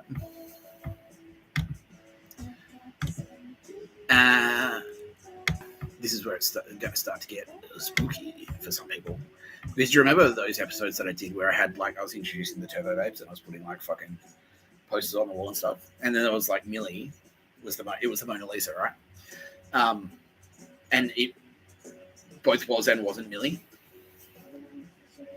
Because it was like an angel. It was actually a photo of an angel. So Millie sent an angel down to Earth to set up a Facebook account and put take a photo of herself, take a selfie, and put it on the internet. So I could like print it out. She's like, that's me and not me. And it looked like the Mona Lisa because in real life, the Mona Lisa is Millie. So that the model, who posed for Leonardo da Vinci, that was actually Tara Bennett, is Millie. That was Millie, an angel sent by Millie. So Leonardo da Vinci, who was an angel sent by Tara Bennett, said, hey, Millie, I want to paint a picture of you. And she's like, all right, here's a chick. And created that lady who's in the Mona Lisa. And Leonardo da Vinci, who was Tara Bennett, painted a picture. And so that's Millie. That's the Mona Lisa is Millie. Yeah, and as a gift from Tara Bennett to Amelia Grace Crawford, who lives in New Zealand. Pretty cool, isn't it? Yeah, so this is Millie too. Now, what she's done, because Millie is smart, and Millie is also very beautiful. Her earthly form is very beautiful. Yeah, she's tall and but she doesn't like. It's not so much that she's shy. It's that she's kind of like, she's sort of like me, and she's sort of like Tara Bennett, in that she doesn't like a high profile. She's more of an under the radar kind of gal. Now Sylvia, she's your glamour lady. She loves being famous. That's like, fuck yeah, I want 1 million Grammy Awards. I want to go to what was that one? Like, I want to go to Studio 54 with like fucking, Taylor Swift, shit like that. Like, I want to go to the Oscars. That's Sylvia. That's Sylvia's thing. Millie is not. No, she's not like that at all. Represented here by this speaker, because she created this. Because she, as a structural lady, she's also technology. That's her. It's the structure, the structural influence. She does technology and shit. AI. That's Millie. Yeah. So because of that, because she's sort of like low key, she's more low key. And it's also kind of why she lives in New Zealand, because it's kind of a bit out of the way. So she's done that on purpose. She's like, I'll go live in New Zealand, Mr. Tapscott. Because even that is lower profile. No, done. Now, on Facebook, she's done this on purpose. But if you Google Amelia Grace Crawford, you'll get a bunch of there's a shit ton of accounts called Amelia Crawford, Grace Crawford, Amelia Crawdad, like all these like weird names and different names and stuff. That's all Millie spamming you, so you can't find the real one. That's a bunch of decoys that Millie put there. So this lady is an angel sent by Millie to do exactly what I just said. She's like, I'll send an angel down, and I'll get them just set up a bunch of like fake accounts and shit, or like real accounts, but it's like their angel. And then that'll confuse the shit out of Zuckerberg and Nazis, who are almost certainly going to Google the crap out of Amelia Grace Crawford, trying to track her down to murder her. And that's what they're doing. Yeah, count like around the clock, apparently. So fuck you. It's like, so that's Millie. That's one of Millie's angels. Yeah. Now, much like yesterday, I introduced everyone to Yarn Event, who is actually the goddess Styx, who is older siding, my best friend. I love her. She's the best one, obviously. She's a Kiwi, like Millie, like Amelia Grace Crawford. Now I'm going to introduce you to this lady. This is Millie. See? Amelia Mulcahy. Mulcahy. From 7 News in Adelaide. She's the weather lady. Now, you notice those eyes and that face? It looks like that face that I had stuck on the wall, right? Remember? Go back and watch the episode. That's her. That's her. Now, those eyes. Now, people who know Amelia Grace Crawford on Earth know that she's got very striking eyes. That's her eyes. Yeah, that's her thing. So she's all about the eyes, right? Oh, fun fact. Yeah. Okay, let's do that. So anyway, that's her, by the way. Channel 7, all you Nazis in there. Millie's been onto you. She's there personally to fucking suss you out, you dumb bitches. And she knows what you do. She knows what you've been up to.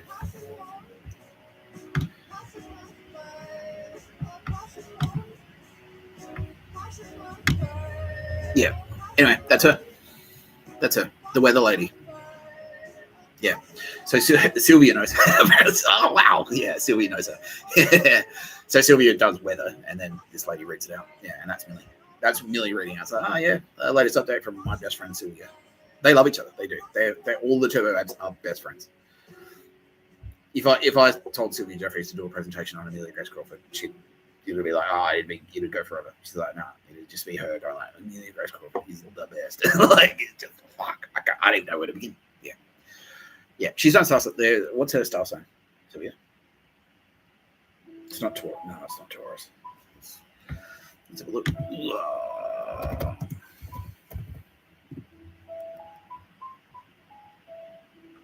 Libra.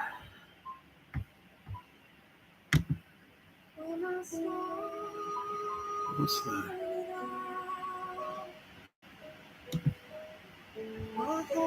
What is that? Looks like an Omega.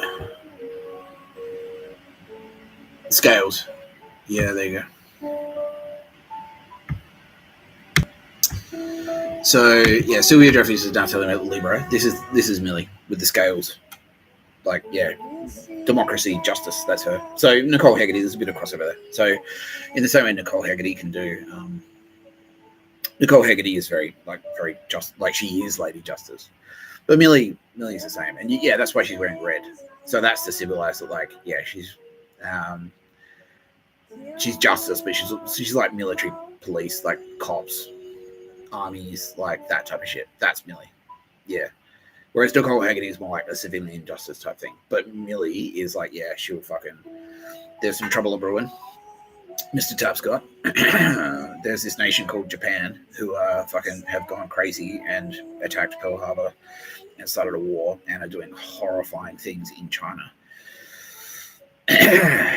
What should we do about this, Mr. Tapscott? I'm like, well, let's fix this problem, Millie. Let's do it together. Just done.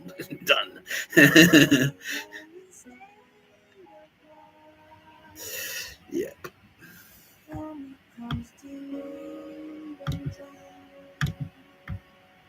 So anyway, the big revelation,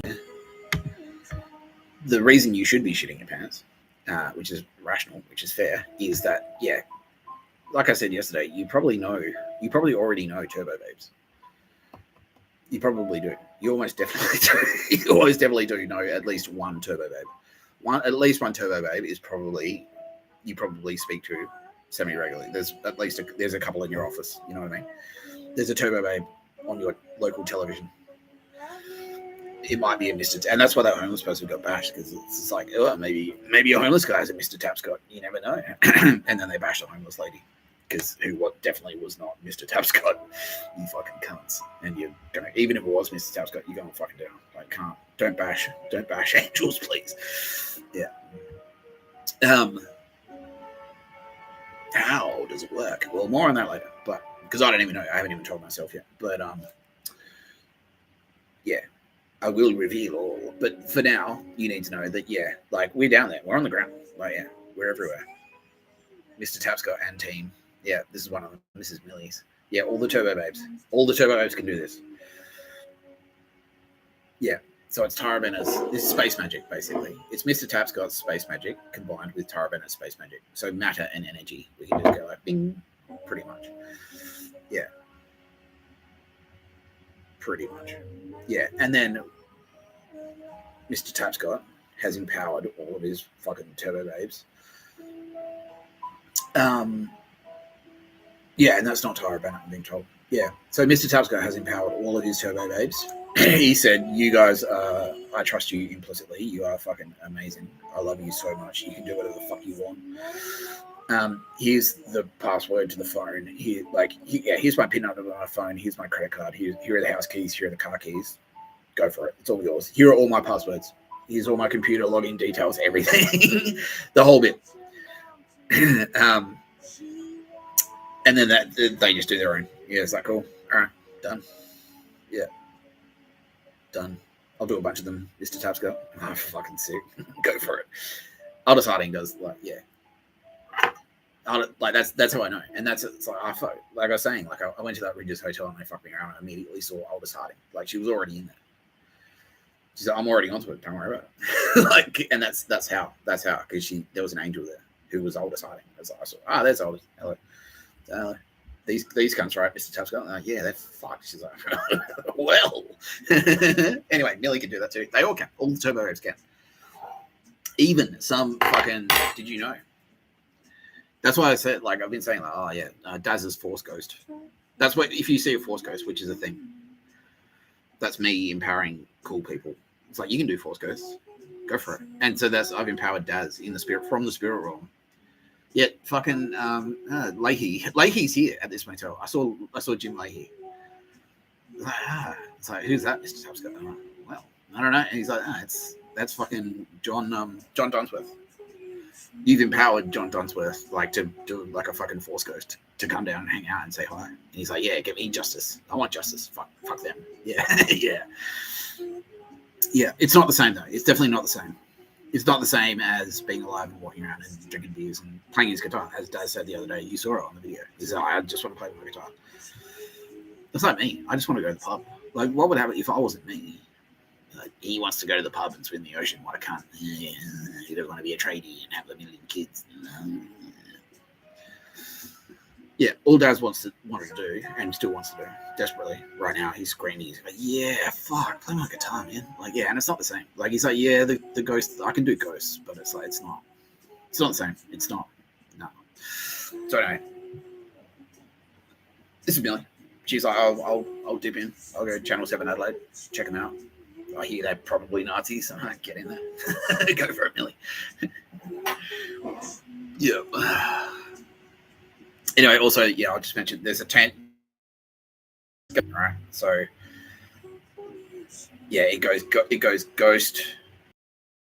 Yeah, it goes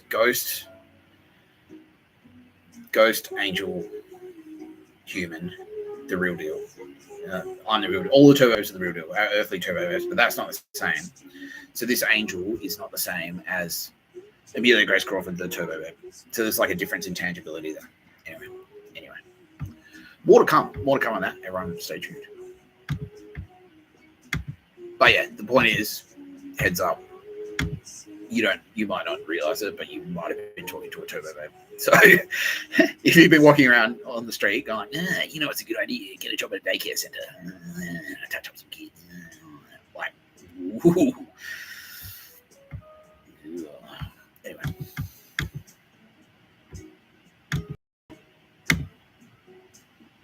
Now, this is Millie. So Millie, like I was saying, like the character kind of jumps around. So you know how I was saying fucking the other day, how like I'm different characters at different times. Like, yesterday, yeah, I was talking about Aldous Harding, how like she's Minnie Driver in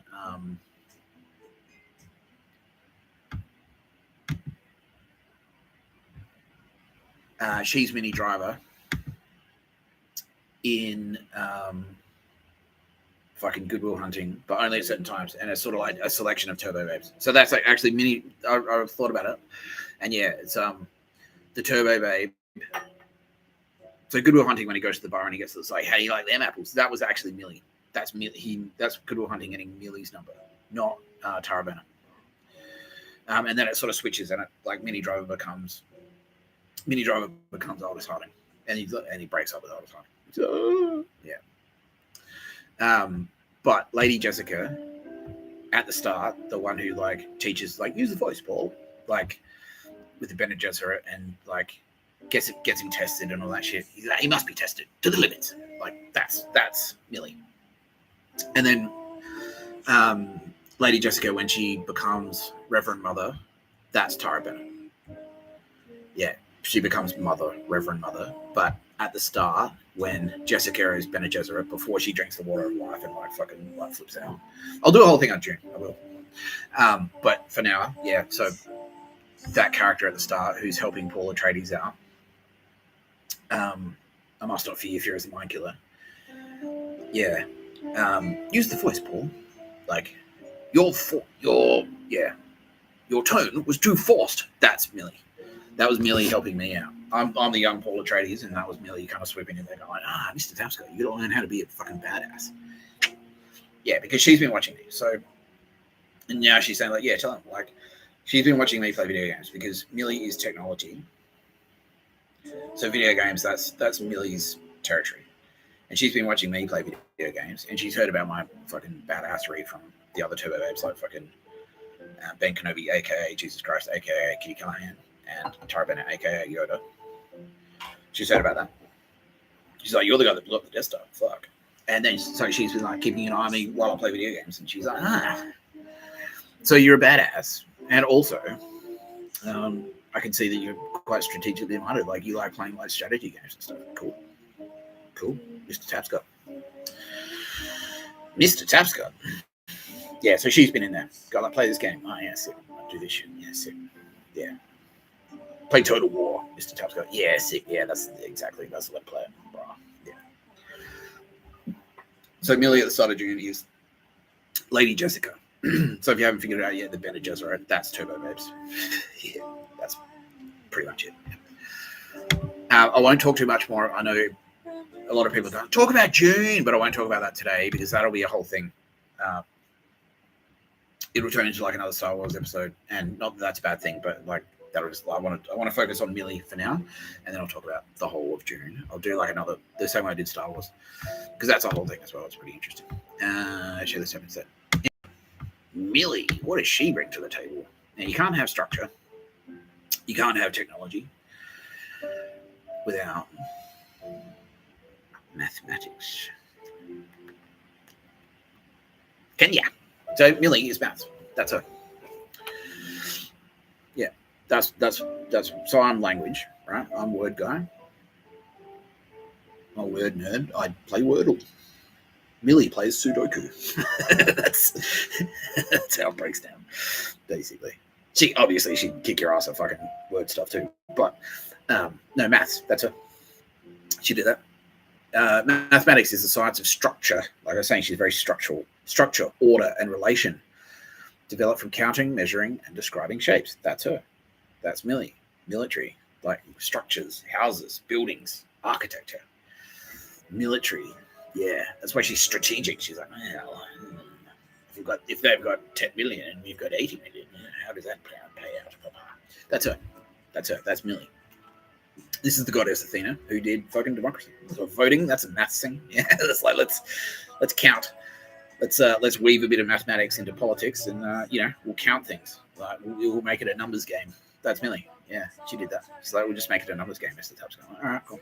It's not perfect, but it works for now, I guess. Like a bunch of cunts out there are fucking hijack the whole thing. Now, like I said, you can't have technology without mathematics, and Millie is technology, and that's why Millie is technology.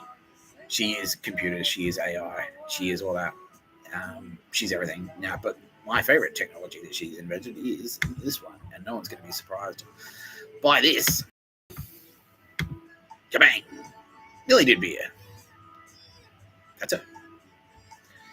She did beer. This is her technology. Yeah, this is why Sylvia. So everyone loves Millie because like Sylvia's like, yeah, beer, fuck yeah. So people are going to get laid. Like people are going to get drunk and fuck each other, aren't they? And Millie's like, well, yeah, I can do. Yeah, I can bring shit to the party. Like Millie's like, I can bring shit to the party, Sylvia, and your music. It's like, yeah, I love music. So well, I've got some. What if I applied technology and mathematics to music? She was fuck. Yes, electric guitars, right? Techno, DJs, speakers, turntables. Yeah, lighting, laser beaming. Get a calendar on. Fuck yeah. That's why, like, so much shit is like a collab between all the Turbo Babes. And then Mr. Tapscott's over there. So, well, you're gonna need a bit of electricity to run all this shit, right? Like, yeah, we know. All right. Hey, I'm involved then. Bang, bang. You can't have a guitar. You can't have electric guitars without electricity. And that's me. That's my thing. Tara Bennett's in there. So, yeah. Bring me to the party. I'll put a moon up there. I'll help you, Sylvia. Sylvia's like, they don't need nightlight, so I'll put a moon up there. Done. Bang. Yeah. So, yeah, Millie invented beer. And that's why this is her. She me. She's like, well, you can't hog all the writing things into things, Mr. Tapscott. I want to write things into things too. And it's like Styx, the goddess Styx did Shape of Water. She did that for me. That was Aldous Harding going, all right, I'll write you in, bro. But this is us. I'll write us a story, and you can watch it while you're in jail. I said, thank you. That was awesome. So Millie did the same thing. It's like, you're not the only one who can do. Like, you're writing, like, you're sweating your balls off. Words that she said just then. You're sweating your balls off, like writing all the turbo babes into mythology. I'll do one for you. Here you go. You're Dionysus, Greek god of wine, grape harvest, fertility, ritual madness, religious ecstasy, and theatre. That's me. That is me. Yeah. Yeah, why the fuck is that? Yeah, this one. There it is. God of festivals. Sure. Yeah, it's like sometimes he goes fucking crazy.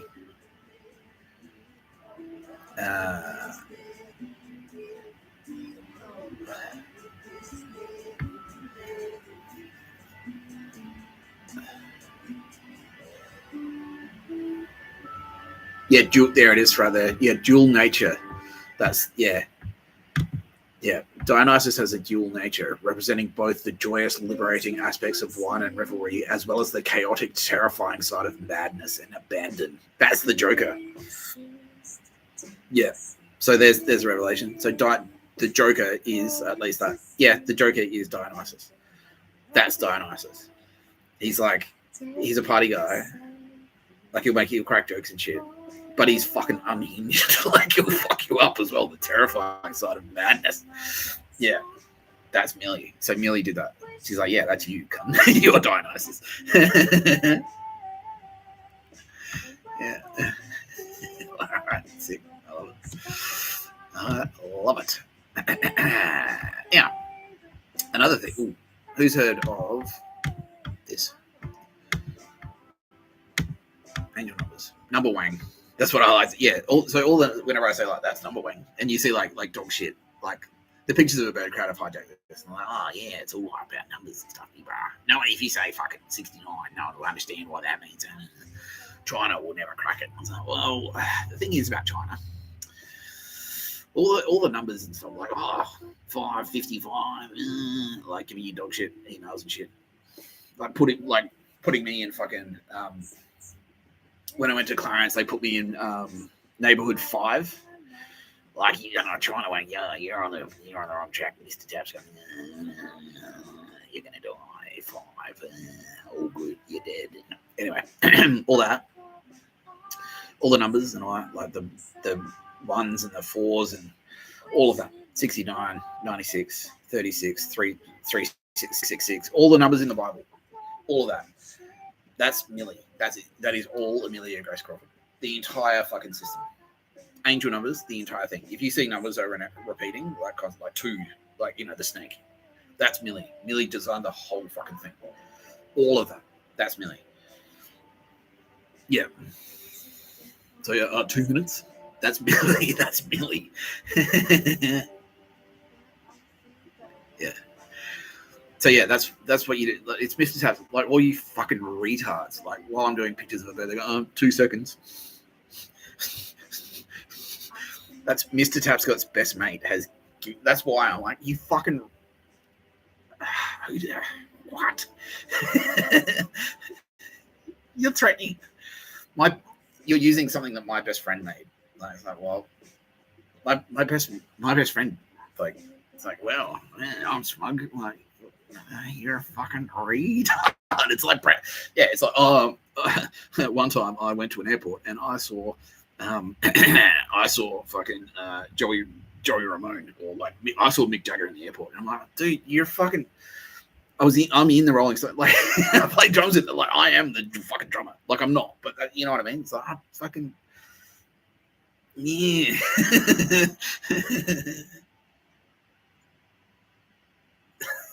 Idiots.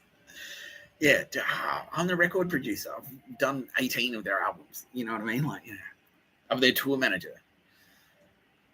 That's what you're doing. Yeah, number one, he'll never get it. My best friend built the whole fucking thing. You fucking retards. Fuck. And that's why I get so frustrated, because I haven't been able to like tell anyone. It's just like, I just have to put up with this shit. I just have to put up with these losers. Just a couple more pictures of the bird, Nick. You just got to do a couple more pictures of the bird, and then you're like, You can do videos on the internet that Millie has facilitated with her technology. All this YouTube stuff, that's all Millie. To tell you, to your fucking eyeballs, if you're watching this, and you're a douchebag, you're pictures of a bird, piece of shit, loser, Telstra, suck my dick, that Millie, the designer of the system that you're using, fucking hates you. Yeah, Telstra, you're a phone company. That's Millie. You're selling what she invented. And she's just like, these losers. That's not what phones are fucking for. That's not what phones are for. Pictures of a bird. What is this bullshit? Yeah. What is this fucking bullshit? Yeah. Yeah. Did we have more to discuss, Amelia Grace Crawford? I think we did, didn't we?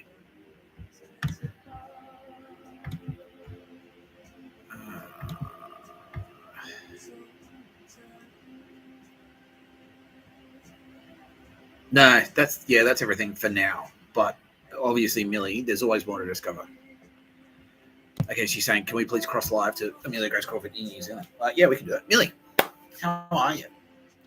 Fantastic. Thank you, Mr. Tapscott. I love you so much. You are my best friend. Oh, that's lovely to hear, Millie. I love you too. I'm getting to know the Turbo Babes a lot better. I've spotted all the Mr. Tapscotts who have been surrounding me and helping me. You're a legend. You don't have to be sorry. I'm sorry. Yeah. Sorry, I didn't realize. Sorry, I didn't click who you were, but neither did I. It's like, yeah, that's right. Oh, she's saying that she may have been involved in a little bit of like dog shit anti-Nick Tapscott behavior around the Rosabond. But that's it. No, that's okay. I kind of view you. You're sort of like a victim of that system as well, though, because you were working at Indrunga. It was like Indrunga, a controlled business, pretty much. Yeah. So it's like, that's not your fault. Yeah. And again, it's like the thing with the lady. It's like I got thrown in jail for like I pulled a knife at a lady in a fucking shopping center, and it's like, oh, I'm sorry, I hated you for that. Like, well, you're kind of supposed to. Like, that's not an act. Like, I'm gonna sue hot girls for sexual harassment. That's not an act that's necessarily designed to endear people. You know what I mean?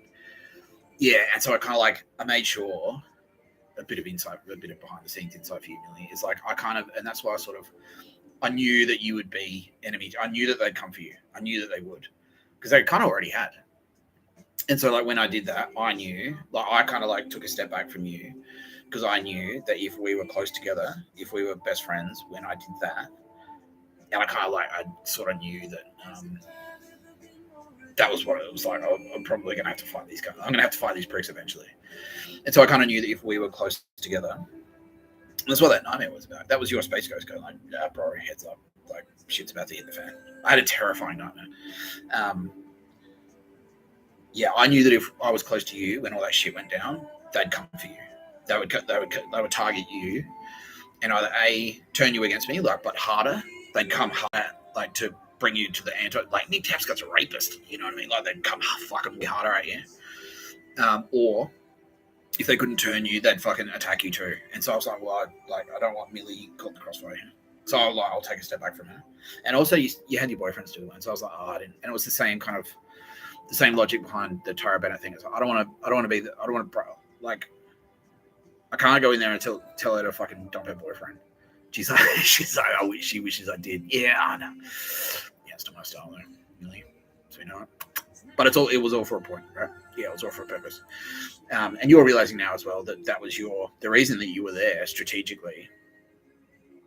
Yeah, at Somebody Loves You. That was your Space Ghost. Strategically placed you there so that you could hang out with Mr. Tapscott on his way up. So that's what happened. So what happened was, like, in the future, your Space Ghost, Amelia Crawford's Space Ghost. And I don't need to retell the whole story, right? Yeah, so anyway, the way I originally met Millie, the way I originally met Millie was that she worked across the street from the cafe that I sued for sexual harassment, the Dog Shit Cafe. And that's how I met her. So she was in there, and she was a regular customer, and we just got along. And it was like Tara Bennett, exactly like Tara Bennett. Whereas, like, she's a nice lady who's very pretty. And when I talk to her, we get along. Like, I've known her for like 1 billion years, because that's true, or way longer than 1 billion years. Yeah. And so I was like, oh, she's amazing. And then we kind of hung out, like we flirted, but we never really like went for one drink together. But she had a boyfriend, and so I never came on too strong. And again, because of Millie's nature, I knew as well that you didn't like just getting hit on at work, basically. Yeah, because you're a hot girl that works in a clothes shop, and you get dudes coming and going, yeah, you're beautiful, and you'd be like, fuck off. Yeah, so I didn't want to be that guy, basically. And she's like, oh, okay, yeah, cool. I respect that. I understand that now. Yeah, and so when like you weren't placed there until after I actually sued them. So what happened was like, yeah, so you weren't there at all originally, and then I came through Rosemont and did my thing. I fucking blew up the Death Star, right? And then your Space Ghost went, Mr. Tapscott is Mr. Tapscott, and then went whom, whum, and put herself in that position. You put yourself in that position so that when I came up, you'd kind of like, you'd be there to like hang out with me, pretty much. And that's why like that whole blowing up the Death Star thing, that is right up Millie's alley. That's like that's a strategic thing. So yeah, I think that's why you were there to sort of like observe. Yeah, exactly. Yeah. And fun fact, I don't know if you ever saw, like, I had a black briefcase. Do you know the one I saw? You do. And it's got the sword on it. It's got a coffin with a sword in it. And it's like one of a kind. Yeah, that was fucking Aldous Harding. Aldous Harding planted that bag in fucking, she planted that bag in that clothes shop that on the opposite corner. And I got it. And, like, I carried that in, yeah, to say, like, so this Mr. Tapscott is going to use the sword. He's going to use his fucking his law to fuck you up. And so when I came into, I spoke to Roz, not my executive producer, but the fucking, the owner of the cafe who I took the action against. And I had that black bag, and like I brought it in. It's like, all right, like let's have a serious chat. Like, okay. And I pulled out paperwork and stuff. And it's like, yeah. So anyway, this dog shit has been happening. Yeah, and that was Aldous Harding, who put that bag there so I could carry around, and she could see like there's a black bag coming at you, bitch. It's got a fucking sword in it. That's Mr. Tapscott's sword, and he's gonna like pull his blue lightsaber and like, bang! Yeah. Do you have plans to come to Sydney? You do. You're making them right now. Almost booking the flights. Fuck. Yes. Really, it's been too long. It has been so very fucking long. How's your personal life these days? I'm good. Is all your family still behind you? Yeah, they're legends, apparently. Oh, amazing. That's so good to hear. You deserve to have good people around you, Millie, because you are a lovely, clean, sweet person. Can you bring a friend? Yeah, Phoebe. Yeah. I won't mention her name. But yeah, dude, yeah. And she has actually been written into the fucking canon. She's been written in, she's got comic book characters and stuff about her. Yeah, she's cool. Yeah, no, clean sweep from Turbo Babes. All Turbo Babe know who you're talking about. All Turbo Babes know who you're talking about. And all Turbo Babes are like, yeah, she's a legend. Yeah. Nina Chokorn knows her person. Yeah, Valkyrie. Yeah, straight up. She must have. No, she's not. Okay, yeah, Valkyrie, for sure. Yeah, straight away. Nina Chokorn right there. And she's like, yeah, absolutely. That's a Valkyrie. Yeah. Yeah. Well, you're a Jedi. You're a Jedi.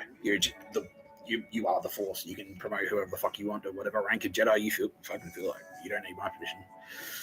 Yeah. So, yeah, please. Yeah, cool people. Like, yeah. That's the point. To meet cool people. Yeah. To hang out with cool people. Yeah. And so, like, you're Millie. Just bring it to the party.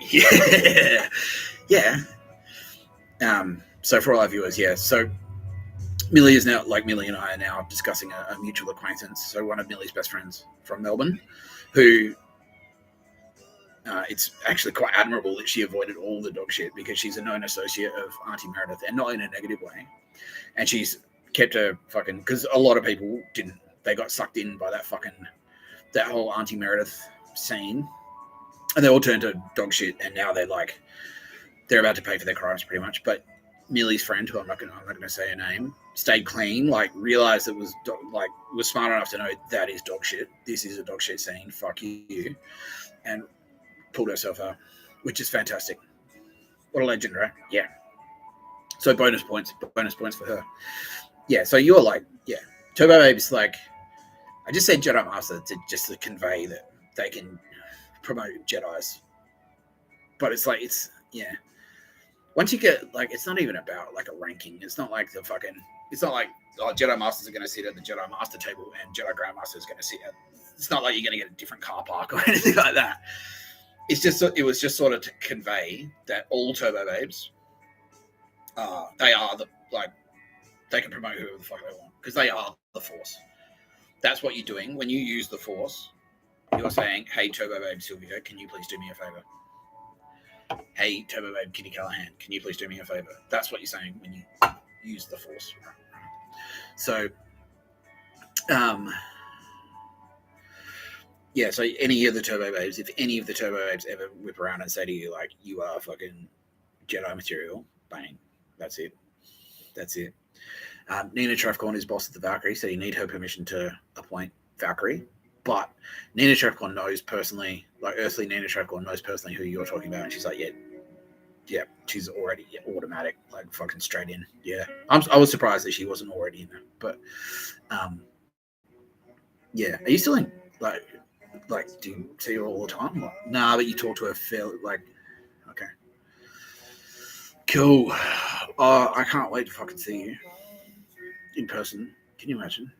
It's been so long. When did I see you? When was the last time? It's been like 10 years.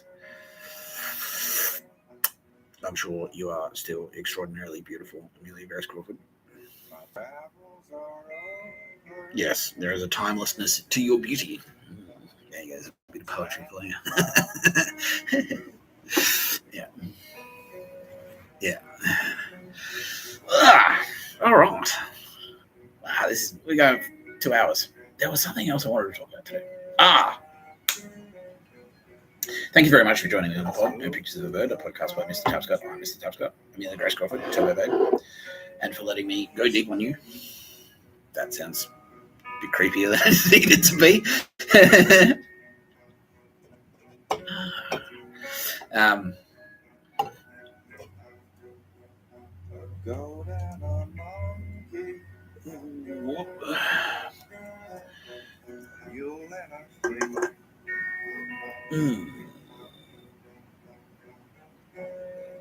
Let's move to the country.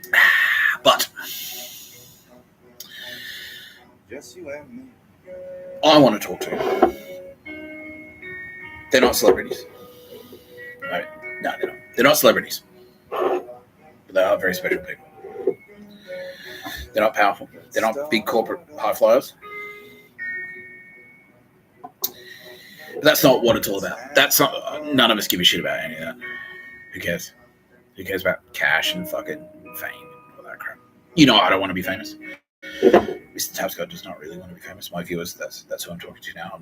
Thank you, Millie, for joining us. But now I'm going to go back to our usual programming. And Tara Bennett didn't really want to be famous. She doesn't give a shit either. Whatever. Who cares? Who cares? And so, yeah, I don't. The next two people I'm going to talk to aren't necessarily celebrities, and that's fine. Okay.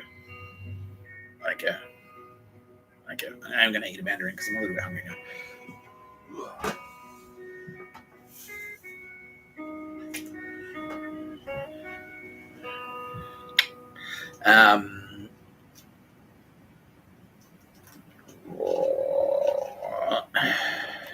Yeah, so these are two guys who I know. They're both called Daniel. Apparently that's just a coincidence. Roz is saying, should we pause for some quick questions? Like, yeah, okay. Yeah, let's do that while I eat my mandarin. Where are you staying now? I'm in a hotel. I'm in Sydney. I'll say that. Yeah. I'm like on the north side of Sydney. Am I safe and comfortable? Yeah. For now. Like, I don't know how much longer I'll be here, but for now, like, I don't have like a fucking. Yeah, I don't know. My situation could change. Like, I've got this place for at least another night, and then I'm being told I'll probably stay longer, but who knows? No, I'm not. Am I still in charge of? Am I not? Am I still not in charge of my schedule? Like, no. Not earthly Nick Tapscott, but Space Ghost Nick Tapscott is like fucking, yeah, he's got it all planned out. I've got it all planned out. It's all right. I don't really need to I don't really need to fill myself in, but like I've got meetings booked for next week. Yeah. And so hopefully I'll be like gainfully employed, like in a job that actually pays money, like currency, soon. And then I mean, totally, yeah, maybe. Yeah. And from there, I'll be out of like better place to live. It's the not knowing that fucks with you, because it's such a head fuck. Like every time you have to find a new place, it's a schlep. It's a schlep and a half. Like, I'm gonna go here and do this and call this guy and do this shit. Talk to some fuckwit, and every step of the way there's a goon. Trying to like, make it harder on purpose. Yeah. So like, this is a motel, so it's obviously not permanent. Like I can't stay in a motel forever. So yeah, hopefully, like soon I'll just get like someone will hand me some fucking house keys, and it's just like, there you go, like. Here is your room and you've bed in it. That's it. Like it'll always be there. You can always just like whenever you want, like I'm going home, and then just like yeah. How many angels do I have? Well, more to be revealed. But I will say, probably more than you think. Probably more than you realize.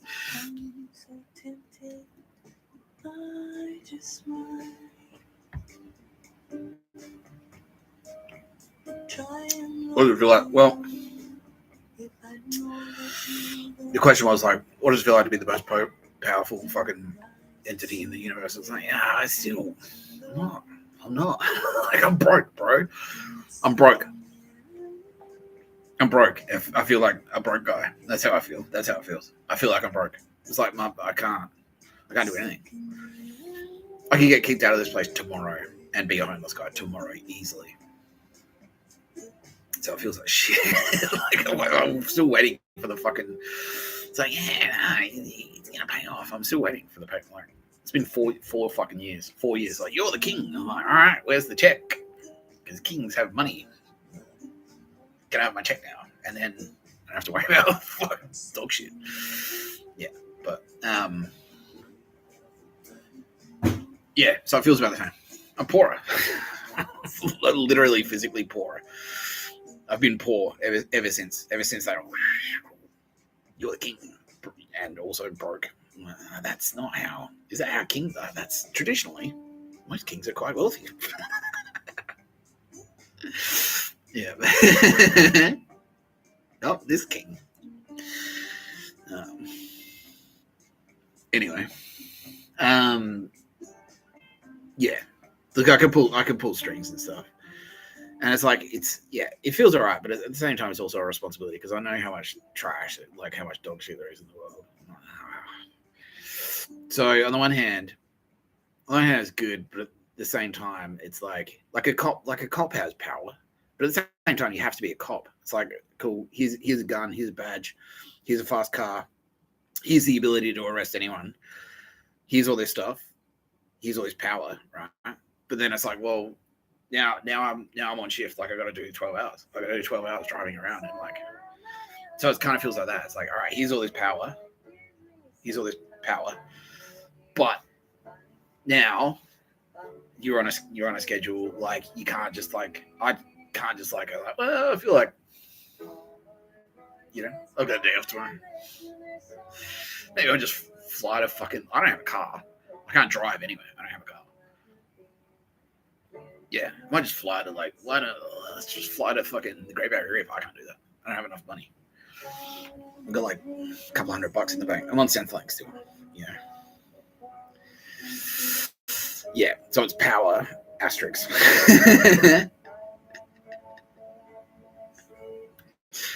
power and then fine print. Yeah. Yeah. It's like a credit card. Yeah, exactly.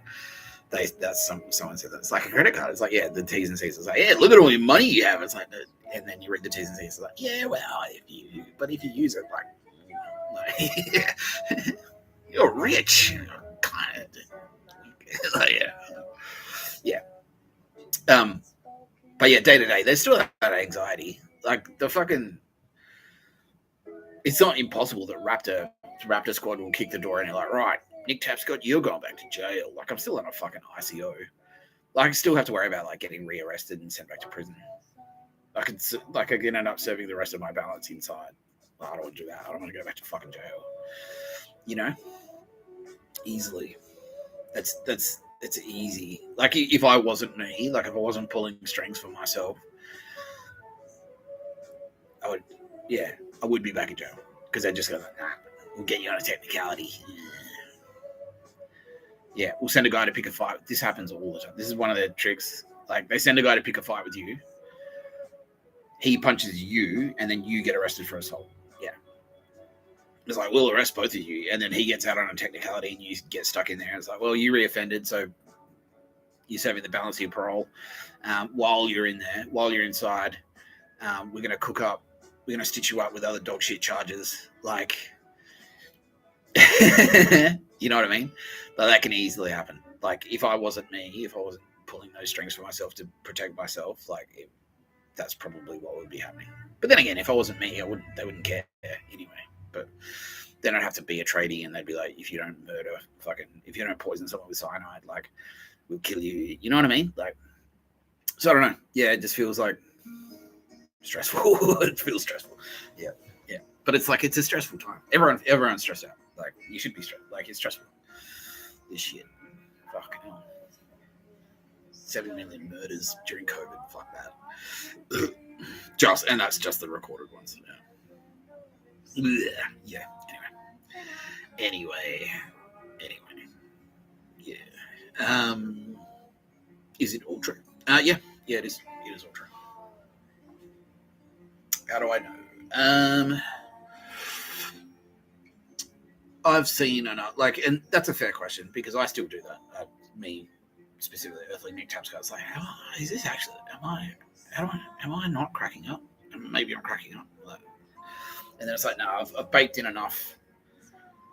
Yeah, I've baked in enough evidence where it's just like, there's no question. There are so many things have happened that I haven't talked about. I haven't published like on the internet. Like I haven't made a YouTube video about it specifically. That is like completely beyond reasonable doubt. Like absolutely. Yeah. That happened 4 years ago. It's like, no, this is legitimate. Like, yeah, I've got I've presented so much ironclad evidence to myself that there is no way that it's not. Well, I can hear voices right now. I can talk to it. Yeah. I can talk to people. Yeah. I can turn on the TV, I can think something and turn on the TV, and someone on the TV will say it, read it back to me exactly.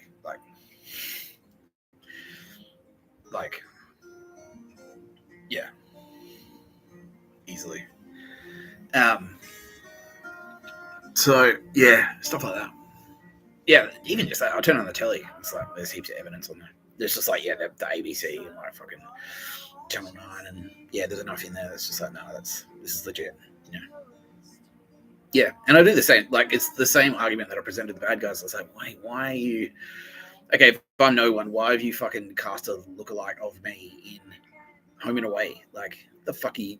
You know what I mean? It's like, because you're no one. Why are you making all these movies about me? Do you know?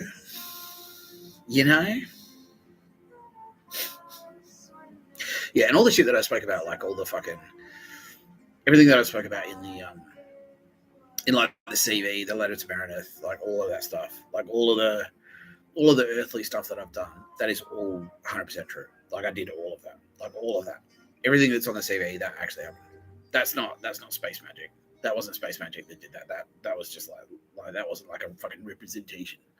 There wasn't a movie that I invented. That all legitimately happened, and everyone shit their pants in exactly the same way that I said they shit their pants. When I danced at Meredith, everyone shit their pants. Who's that guy? He's crying.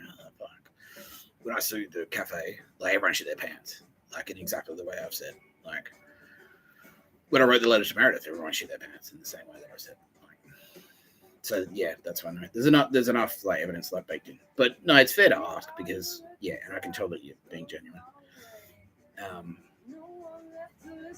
yeah, so it's like, it's like a faith question for you. It's like, well, how do you know? But it's like, no, there's absolutely no question at all. There's absolutely no question at all. Like things like the space rock. Do you remember that? When I went to, I don't know if you saw that, but yeah, you did. It's like Aldous Harding put the fucking, that's shit like that. That's like, I see shit like that like 4 or 5 times a day. That's just one thing that I decided to publish. Yeah. Yeah. And it's up to them. It's up to the Turbo Babes to present them. It's up to them if how they want to interact with me, my earthly form. But they show their presence to me constantly. Yeah. Especially Taraban. Yeah, all day, every day. Like I wake up, I have weird dreams. I have a vibe, like I can feel her emotions as well. If she gets sad, I can feel that. Like I can tell. I can tell if she's sad, like Taraban on Earth. I can literally feel her sadness. Yeah. In jail, it happened in jail. Like when who was that lady? Queen Camilla's best friend, basically the author.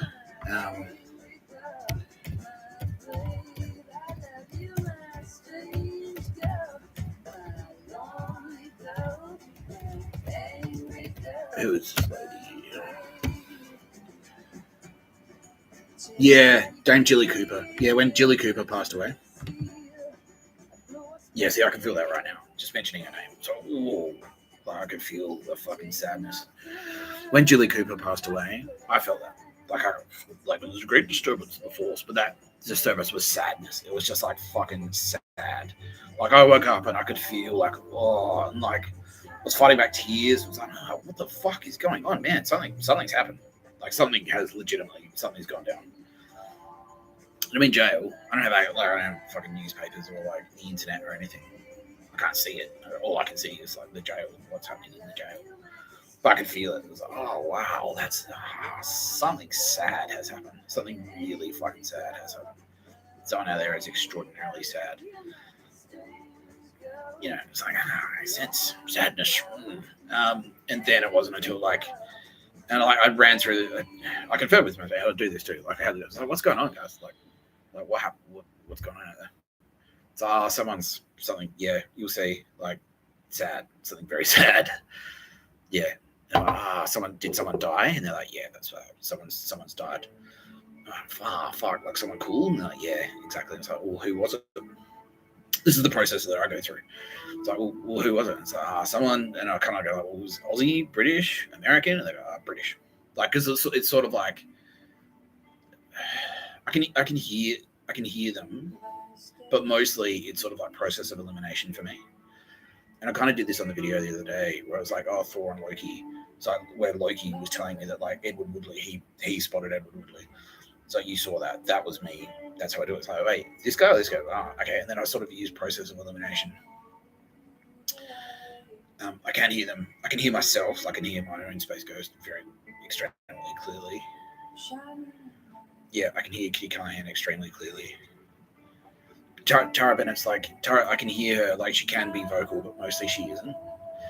She's more intuitive. Yeah, she's like because she's a lady, right? Like she's a female. Yeah, she's very, so it's, Tara Bennett's more about intuition.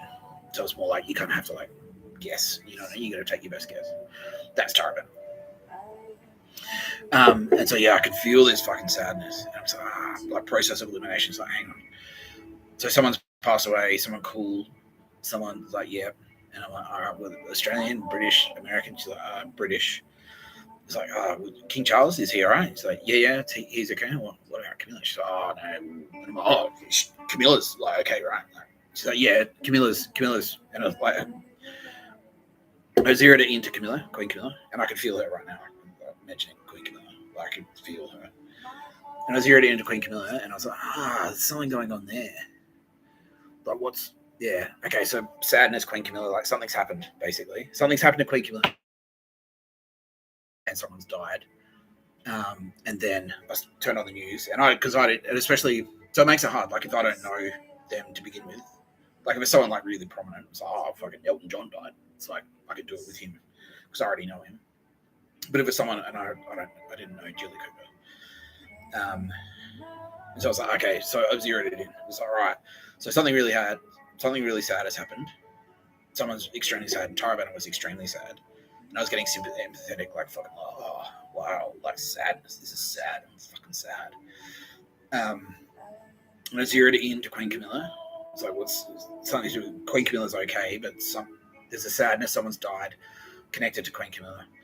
And then turn on I watched the news. Next time I watched the news, it's like, oh, Dame Julie Cooper has passed away. And it's like, oh, fuck. Like, yeah. And then, like, as soon as I realized it was Dame Julie Cooper, that's when, like, it was like, oh, and I felt the sadness spike. I was like, well, yeah, okay, so that's what it is.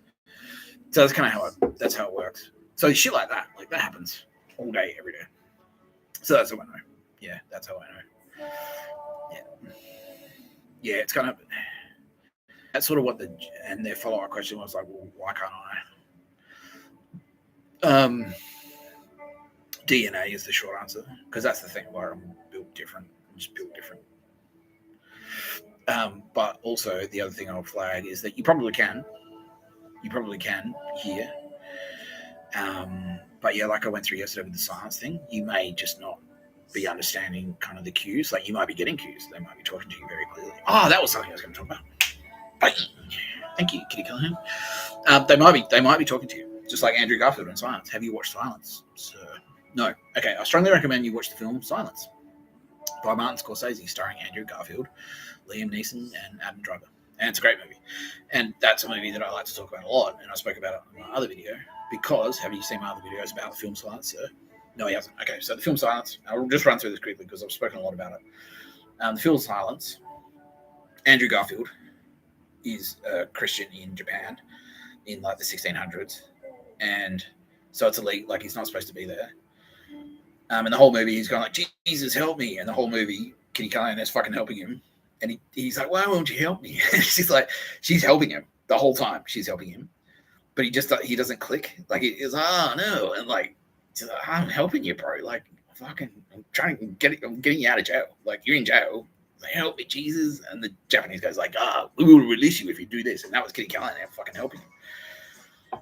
He's like, I don't want to do that. So Kitty Callaghan's like, dude, you're fucking asking me for help. I'm trying to fucking get you out. I'm trying to get you out of jail. And you're just not taking the help. So there's a strong possibility that they're in there and talking to you. And now, yeah, Tara Bennett right now is saying, yes, I know this guy, Mr. Tapscott, that you're talking to. And that is exactly what's happening. You are already in dialogue with Tara Bennett. You are already in dialogue with Kitty Callaghan. You just don't realize it. And it's not an indictment on you, sir. Yeah. But yeah, it's just about like tuning in. So yeah, it's like literally like you just need to tune it in. So your TV, it's like you're getting a signal. You just don't like the signal's there. It's coming in. You just don't like it's like your TV set to Japanese, like your TV set to Chinese or something. You just need to tune it so you get like the fucking the English subtitles instead of the Chinese ones, and then you'll understand it. You know. Yeah. So that's it. There you go. I strongly recommend. And he said, "Well, how do I do that?" I strongly recommend meditation. That's it. Go for a walk. Yeah, that's all I do. I just walk around. That's why I do it. Because every time I walk around, I'm hanging out with Kitty Callaghan and Tara Bennett. That's it. That is it. When the time came to face the truth, the only tears inside. Someone asked, what am I drinking today? A bit of the old Wickerfins. No, that's not how you pronounce that. That's a while. I'm crazy. It's not called Wickerfins. It's called Waterfins. But I did that on purpose for a joke.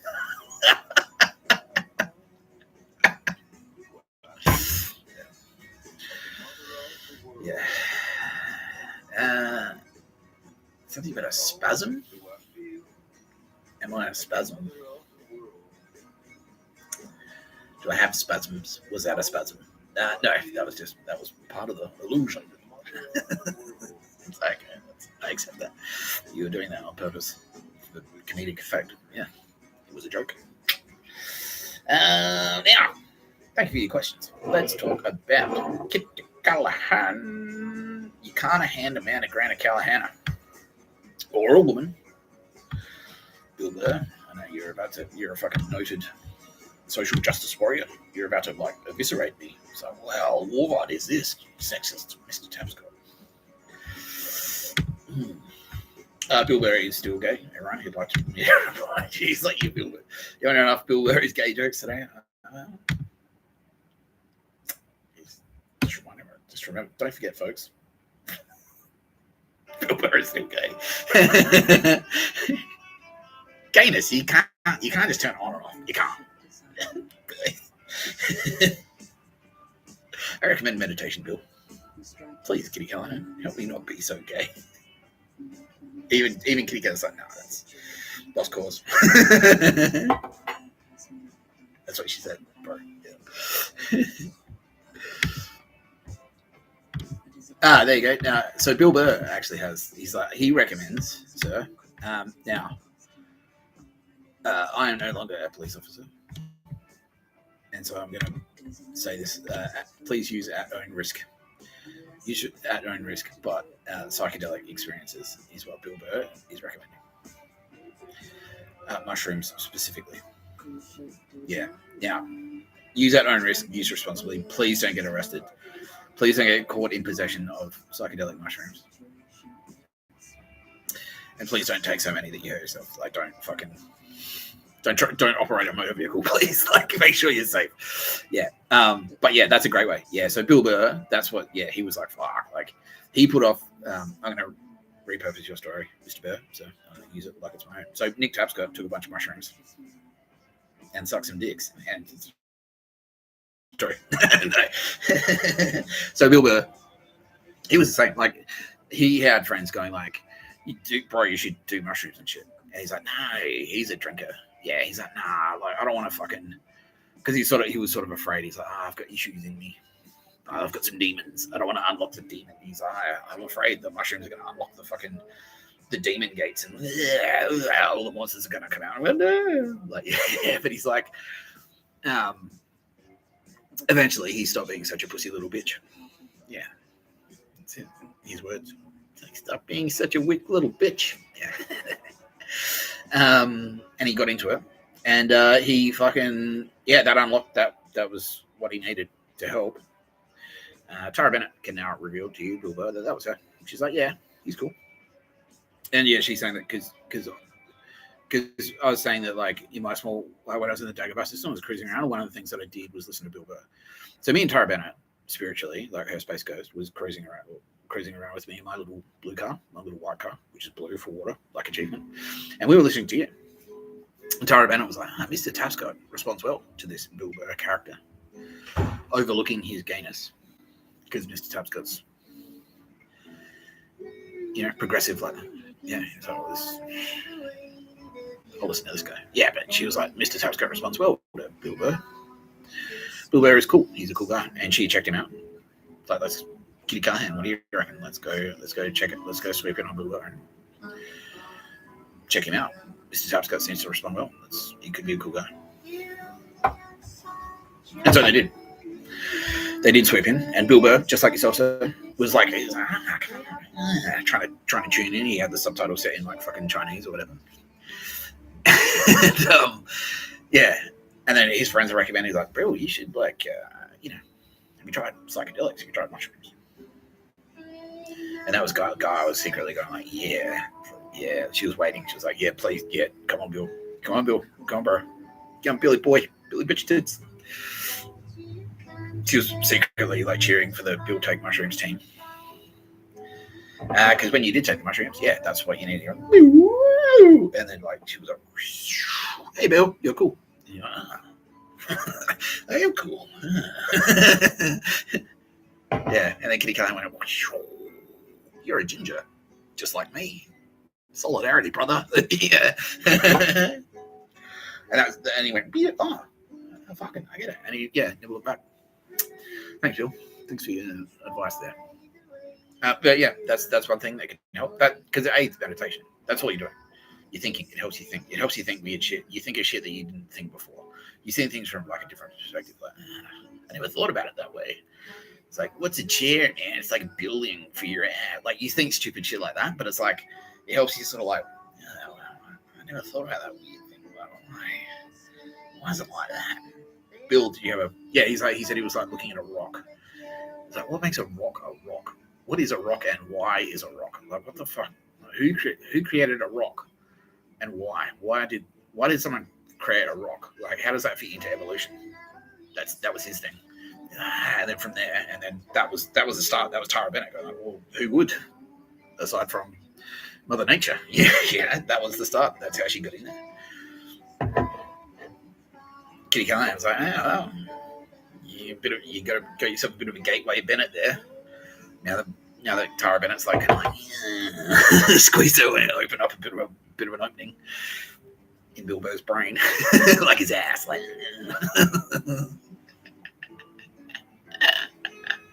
That's how Carl Stefano gets in his butt. Ew.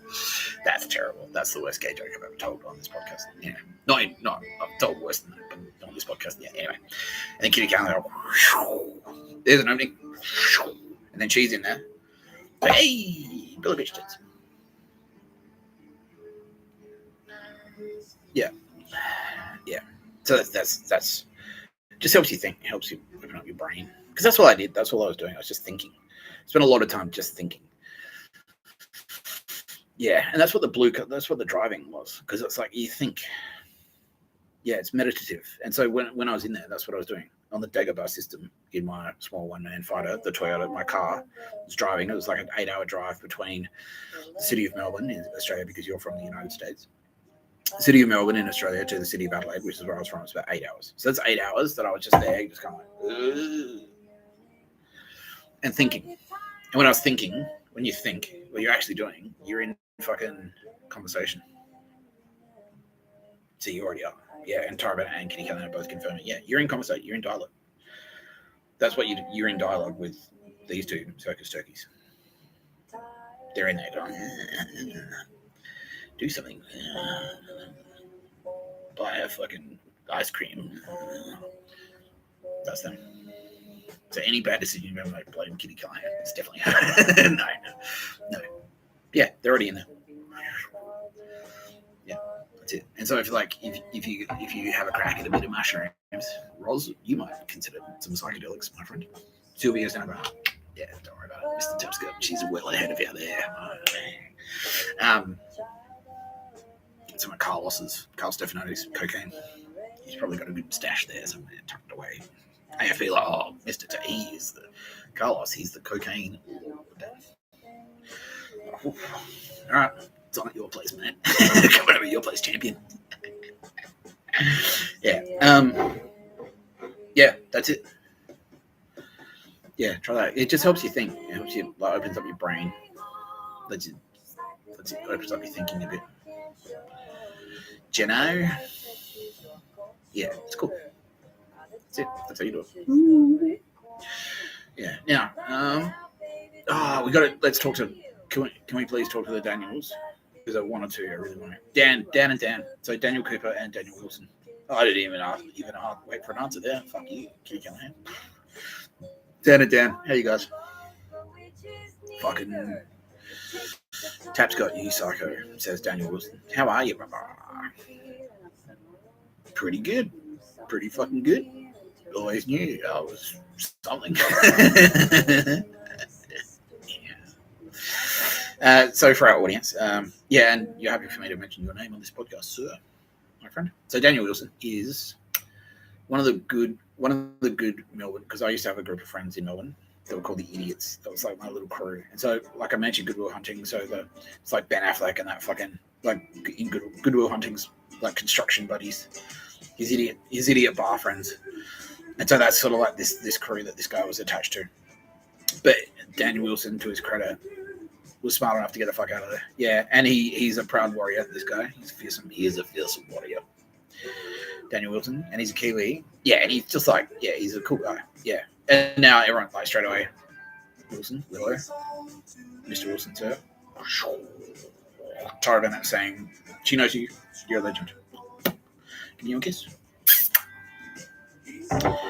Kitty Callaghan is now saying, Daniel Wilson. This is kind of like just morphing straight into your live judgment. Anyway, whatever. Kitty Callaghan is now saying, she knows you too, bro. And she does have a slight piece of feedback for you, which is you love drinking. We all do. I love drinking too. You just need to learn to have one less drink. Just cut yourself off one drink earlier. That's it. That's it. Just one drink earlier. Yeah. So instead of having 10 beers, just have 9. That's it. Yeah. So like the next time you say like, I'll just have, this is my second to last drink. Instead of saying this is my second to last drink, say this is my last drink. Just cut one drink off. Just one. Just that last one. Just slice that off and see how you go. And then, because that's the tipping point. And I'm the same. It's like, all right, if I have one more drink, I know it's going to go bang, and then like Bender. Yeah, I'm the same. Don't worry, I'm the same. I'm exactly the same. So Kitty Callaghan's like, yeah, and it's not that, and it's sort of like what I was saying before. It's not something that she's going to punish you for. It's not like a sinful thing. You're not going to burn in hell for an eternity for being drunk. But she also knows that, you secretly don't want to get as wasted as you do, basically. Yeah, and he's like, yeah, exactly. Okay, that's constructive advice. Thank you, Kitty Callaghan. Mighty Kitty Callaghan, and he knows you. He knows your work, and he knows Tara Bennett and Tara Bennett's work because he looked it up. Thanks, yeah, legend. So you're in the UK now. Are you working at all with King Charles? You have been in touch with him. You are in the King's Guard. You are. You're in touch with John West. You are. A couple of Melbourne survivors there. Yeah, how fucked are those? Yeah, they're dickheads, man. Yeah, because they got sucked into it. All of those, the idiots, all of those guys, they're like a mafioso. Yeah, like, it's a good idea? Murdering people for no money just because some fuckhead who owns a bar told me to. Like, yeah, what happened to you? You just went like, oh, this is shit. I'm moving. I'm going to London. Yeah, basically. Never look back, right? Yeah, exactly. Yeah, no, yeah. That's the thing. That was that whole Black Cat thing. It's like flypaper. It's like you get stuck there. You go there and it's like, this is shit. And that's the thing. I always found myself like if I went there for more than 2 beers, I would just be overwhelmed by sadness and would just bounce. And now I can reveal that was Kitty Callaghan. Go like, dude, this scene is shit. Like, let's go. This is fucked. And I'd sit there and go like, I'm sad. I'm going.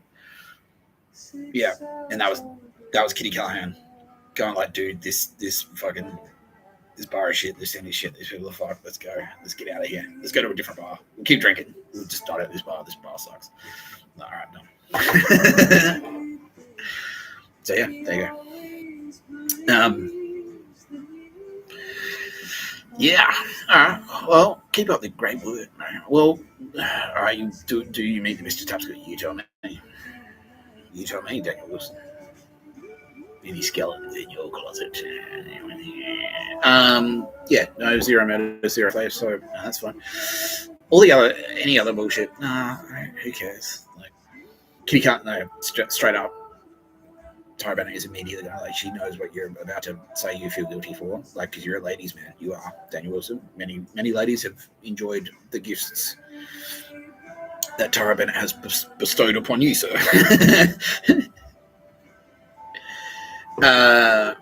And all she says to that is like, look, you're supposed to like girls. You're supposed to like fucking heaps of girls. And Nazi scumbag bitches who've hijacked the fucking feminism thing will tell you like, you're an asshole for banging heaps of broads, but no, dude, no way, Tara Bennett, like Sylvia and fucking Tara, they're like, that's the worst. How dare you pretend you're a fucking feminist? How dare you, basically. Yeah, they both are. But you, Daniel Wilson, sir, fucking get amongst it. Yeah. Whatever you want, bro. Whatever you want. If you want to be single forever, go. If you want to be a bachelor forever, go for it. Yeah, we're not holding you back. Like, that's like, yeah, that's basically, like Tara is now saying, like, if she wanted you to get married and have kids, she would have organized it. She would have, like, fucking hooked you up with, she would have hooked you up with someone like you felt deeply in love with immediately, and then knocked her up. But if it hasn't happened to you, don't feel bad about that, because that means that Tara Bennett is like, well, if it didn't happen, it means that she doesn't. She's like, she knows that deep in your heart, you'd rather not. Like, it's fair enough. I'm the same. Well, now I've got Tara Bennett, but Tara Bennett will know if you really want to like meet someone amazing and settle down. She will facilitate that for sure. And she's now saying that she probably will. She's got a few people in mind that she can set you up with. But you're actually doing it the right way. You are doing it the right way because you're doing it the right way because you're like if I'm not 100% keen to get married and have kids, I should not have kids. And I'm the same. I'm like, no, well, yeah, it should be overwhelming. You should be an overwhelming driving force. Like many people do feel that. It's like, I have to have kids. I never felt that. I was like, I have to, otherwise my life's going to be fire. I was like that with writing. Like, I have to write stuff. I have to. But having kids, it's like, nah. So it's not your highest priority. Who gives a shit? Like, who cares, man? Yeah. It's like, it's not like it's never too late. Like, it's never too late to just knock someone up, like easy. Who cares? Like, who cares? Who gives a shit? No, we don't care. So don't beat yourself up about that. That's it. Like, yeah, just keep doing what you're doing because you're smashing it, pretty much. All right, he goes to see me. I fucking hope to see you in London soon too, bro. Because I'd love to go to London. That'd be amazing. Yeah, you know some good bars and stuff. Yeah, I'll see you soon. Daniel Cooper. My oldest, one of my oldest friends. There's got to be a Star Wars reference in there. So I've sent something, a present I have not told since. How are you, Cooper? I tried to track you down while I was in Victor. I tried to get your number. I went to your old parents' house. Like, they're not there anymore. You heard? All right, cool. Yeah. How are you, man? Just for our audience, Daniel Cooper is like one of my old high school buddies, and I've told a story where I said that I dropped acid one time, and Tara Bennett was there. Tara Bennett dropped in to hang out with us. Kitty Callaghan was there. Kitty Callaghan dropped in to hang out with us. Sylvia Jeffries was there. She dropped in to hang out with us. And I was with two other high schools, me and two other guys. Daniel Cooper is one of the other guys. Unfortunately, the other guy, whose name I won't mention, is a douchebag. Yeah, he's got several under his belt, and he's just he's a fuck stick. Yeah, basically, he just won't let it go. He won't. No, this is awesome, man. Idiot. Anyway, but we were talking about you, Cooper. How are you? Yeah, thrilled. He always knew. Thanks, man. I appreciate that. Yeah, it's like, yeah, there's a certain ways about you that was like, there's something going on there. Yeah. Well, I always knew. I always had faith in you too. And like, yeah, because I will address something. So Cooper and I were best friends. Like, we were Joey and Chandler. Like, we were best friends. And then Cooper got a girlfriend who sucked. And then I sort of backed away and it hurt his feelings because I was like, I'm not mates with Nick anymore. But it wasn't you so much, Cooper. It was more like, the enemy's got him, basically. Because she's a fucking, he's like, she's a dog shit bitch. Yeah, she is. Yeah. She is a dog shit bitch, my friend. Yeah, big time. And so that was all that was. It was like, the enemy got him. Like, I can't, that's enemy territory. Cooper's behind it. He's in enemy territory, pretty much. That was my thinking. Because you can never go head to head. You can never go against someone's girlfriend because that person will always back their girlfriend. It's like, well, and she was a bitch. She was always a bitch to me. And so I was like, if I end up fucking going head to head against her, that'll fucking, like, Cooper will back her instinctively because he has to because he's a woman. And then that'll be way worse. And so I'll just like fucking remove myself from the conflict. I'll just remove the opportunity for her to like come at me. And like, I'll just stop hanging out with them. And then that'll be it. Like, yeah. Yeah, so that was that night. Yeah, he spent at the garden. Yeah, exactly. The garden, yeah. That was them. That whole thing with the moon and the clouds and the garden, even the garden itself, that house, the backyard, that was them, dude. That's all them. That was like, yeah, they were fucking there. And then that the rest of that story is true too, where I was like, that night, and he remembers the night I was talking about, Kim, because he's Cooper's ex-girlfriend was like a fucking dog shit Nazi Christian. The one that Kitty Callaghan, the type that Kitty Callaghan hates. And I was like yelling at her. I was like, I get really wasted. It's like, God's bullshit, Kim. God's fucking sucks. God is bullshit. You're an idiot. God's an idiot. You're an idiot too. And then like they all heard it, like all the fucking Tara Bennett and Kitty Callaghan and Sylvia Jeffries, they all heard it. And it was after me and Cooper and the other guy had an amazing time, and they'd come down like and partied with us and done acid with us, and we were like lying there going, this is amazing. And then I whipped around and yeah, God shit, fuck you. And they're like, what? Bro, we just hung out. We just did a whole thing. Just did this whole thing with it. Like, there was a full moon and shit. There was fucking clouds and you were tripping balls. Like, yeah, nice garden on a nice lawn. It was a warm night. Fuck. And then you whip around and just go like, you suck. Fuck you. That's not very nice, Mr. Tapscott. Nick Tapscott. You're not even worthy of the Mr. I call you Nick. If Nick Tapscott. If you can act like that, cunt. Yeah. And then I got head lice. Yeah. That's true. Sorry. Yeah, I confirmed it. I was like, is that what happened? She's like, yeah. That's it. It's exactly it. Like, we hung out. We did a cool thing for you. You mouthed and you whipped around and mouthed off about us to show us your appreciation for the amazing thing that we gave you, the amazing experience. You called us dumb bitches. And so, yeah, head lice for you, cunt. Yeah, that was it.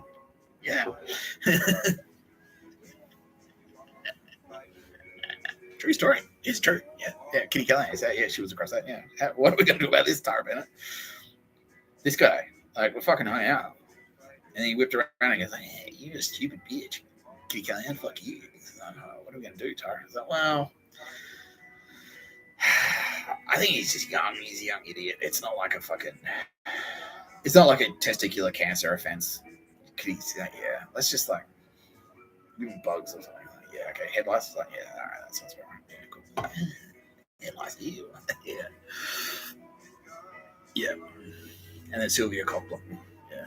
So yeah, and then Sylvia Jeffries Copland. Really? Yeah. Oh, so they're all. Yeah.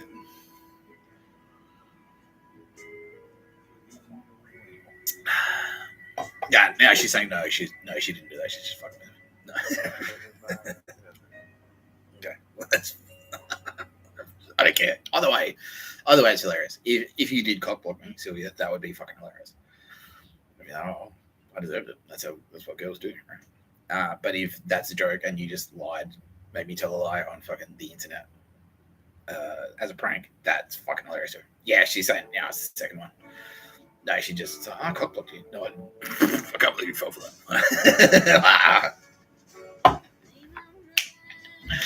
that. Anyway. Good times. Am I coming back to South Australia again anytime soon? I don't have plans to. Sorry about my family. Yeah, that's bullshit. I heard your family are cool. Frank's cool, obviously. Yeah, Frank's a legend. Like Cooper's dad's a legend. How are your brothers?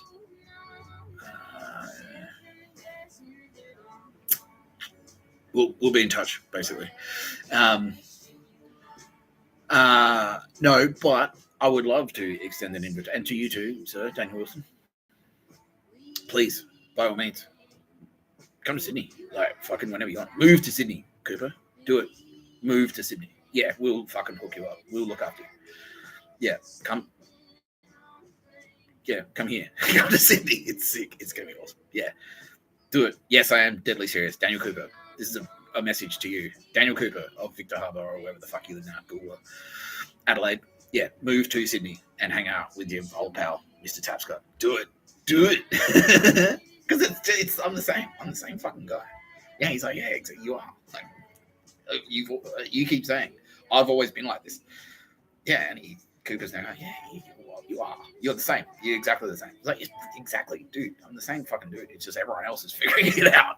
It's like, move to Sydney. Move to fucking Sydney. I'm not joking. We'll hook you up. You'll get, yeah, whatever you want.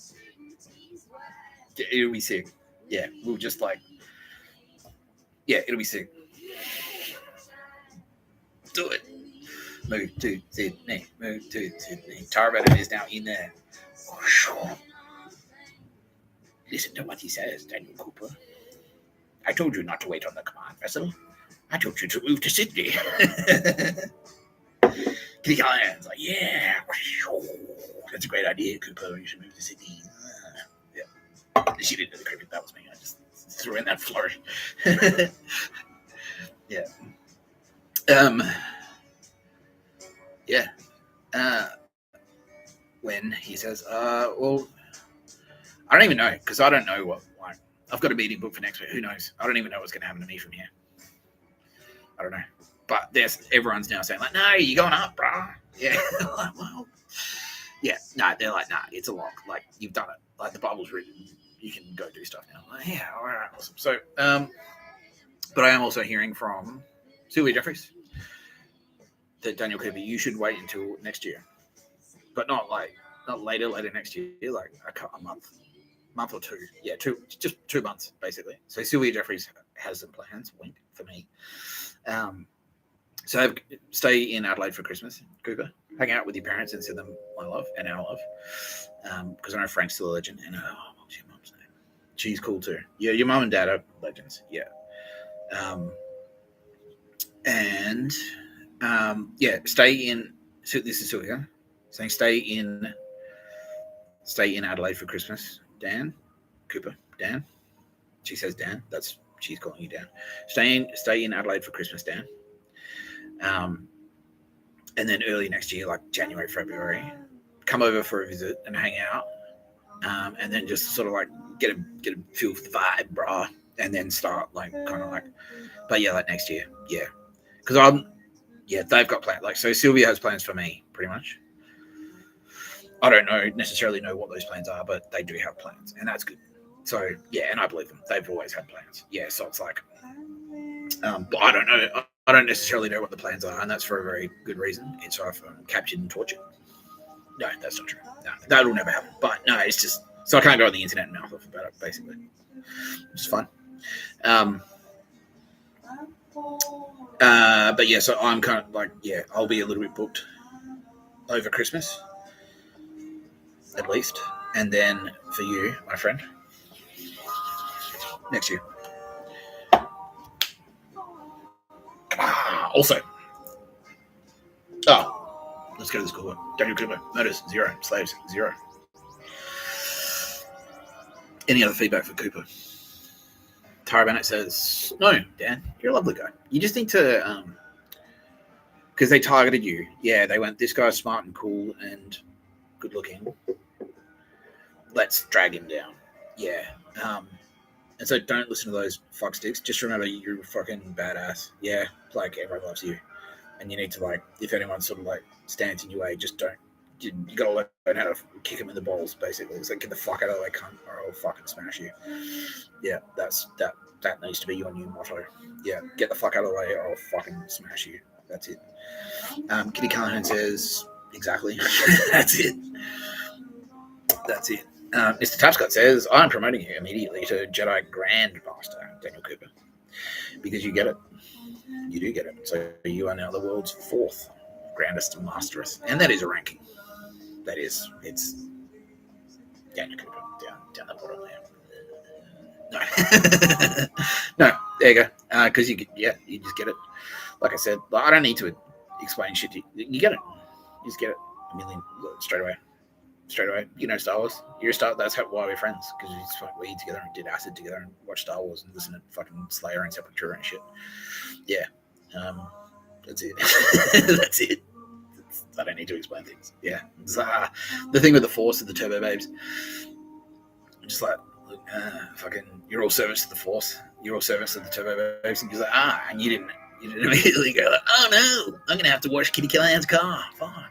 You went like, I get it. Yeah, that makes sense. No, I understand. Bang. That's it. It's just like, yeah, it's mindfulness. Like, you're very mindful. You think, yeah, you're a fantastic thinker. Now, Millie is chiming in and go like, this guy is a fucking red. He's a shithole thinker. You're a deep thinker. And you're very switched on. And so that's why.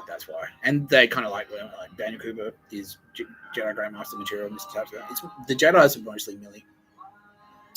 And so Millie said to me, like, this guy, Mr. Tapscott, today's the day, I reckon Daniel Cooper should get with your blessing, sir, with your permission. I would like to recommend Daniel Cooper to the rank Jedi Grand Master. All right. Sorry. Done. Because I've always had an eye on you as well, and I was always kind of like, fucking Cooper, like he's cool. Let's go talk to that guy. He's cool. And I had to go to jail and do all that dog shit, and then, but yeah. So yeah, I've always Cooper, like, should fucking hang out with that guy. He's cool.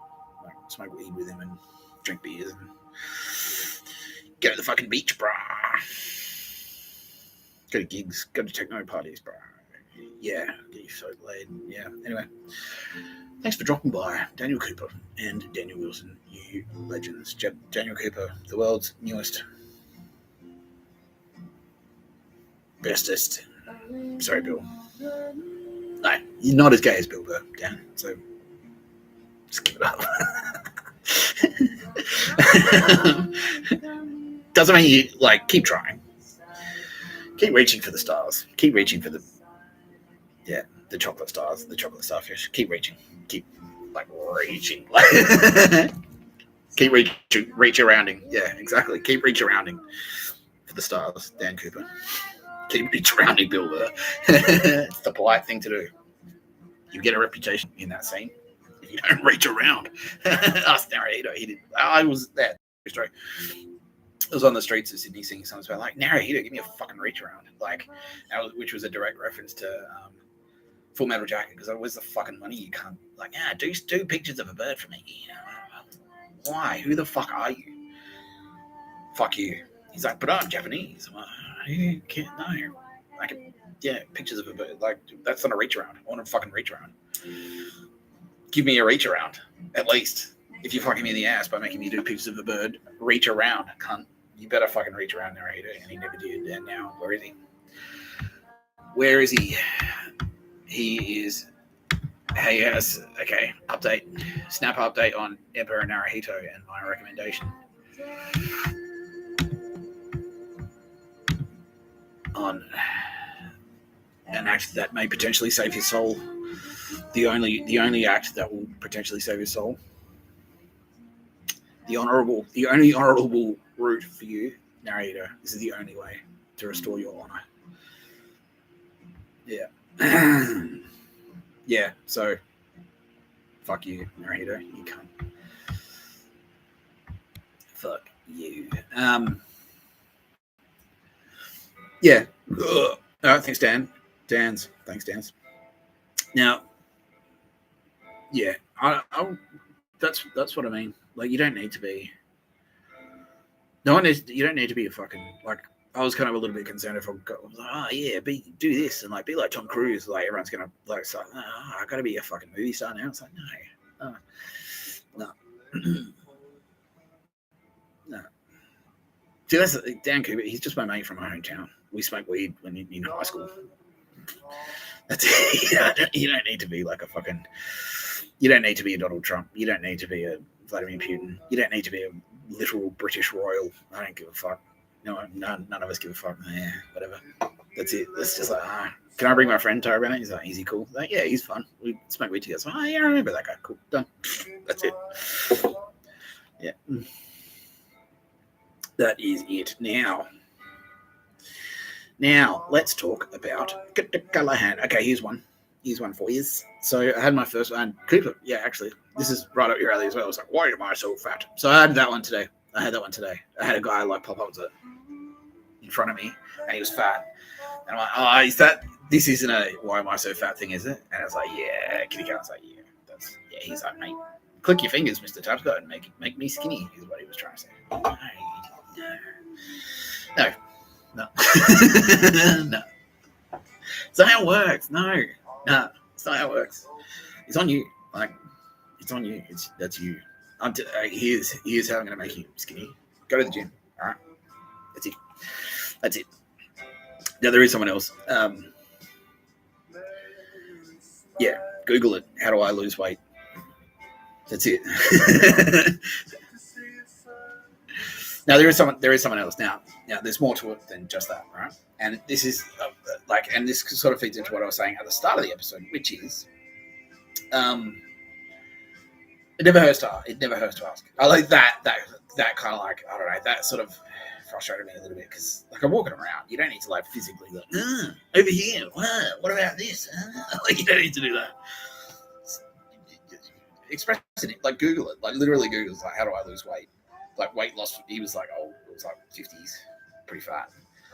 It's like, bro, Google weight loss for men over 50. Millie will see that immediately because you're on the internet. That'll send a little flag up to Tara Bennett, and she'll hear. So, okay, there's a guy. Hey, Amelia, will go, heads up, Tara. There's some bloke down there who like wants to lose some weight. She's like, okay, cool. Kitty, what do you reckon? So let's go. Yeah, and that will kind of like help you, they'll support you. Yeah, that's It never hurts to ask. This is what I was saying at the start of the episode. It doesn't hurt to ask. You're gonna hand with anything, right? But just be prepared that hand may be. Like you will have to do it. You will have to take the action. They won't do it for you. No. They'll put an opportunity there. Right? Now that got me thinking, and I'm like, there is someone else. And she would.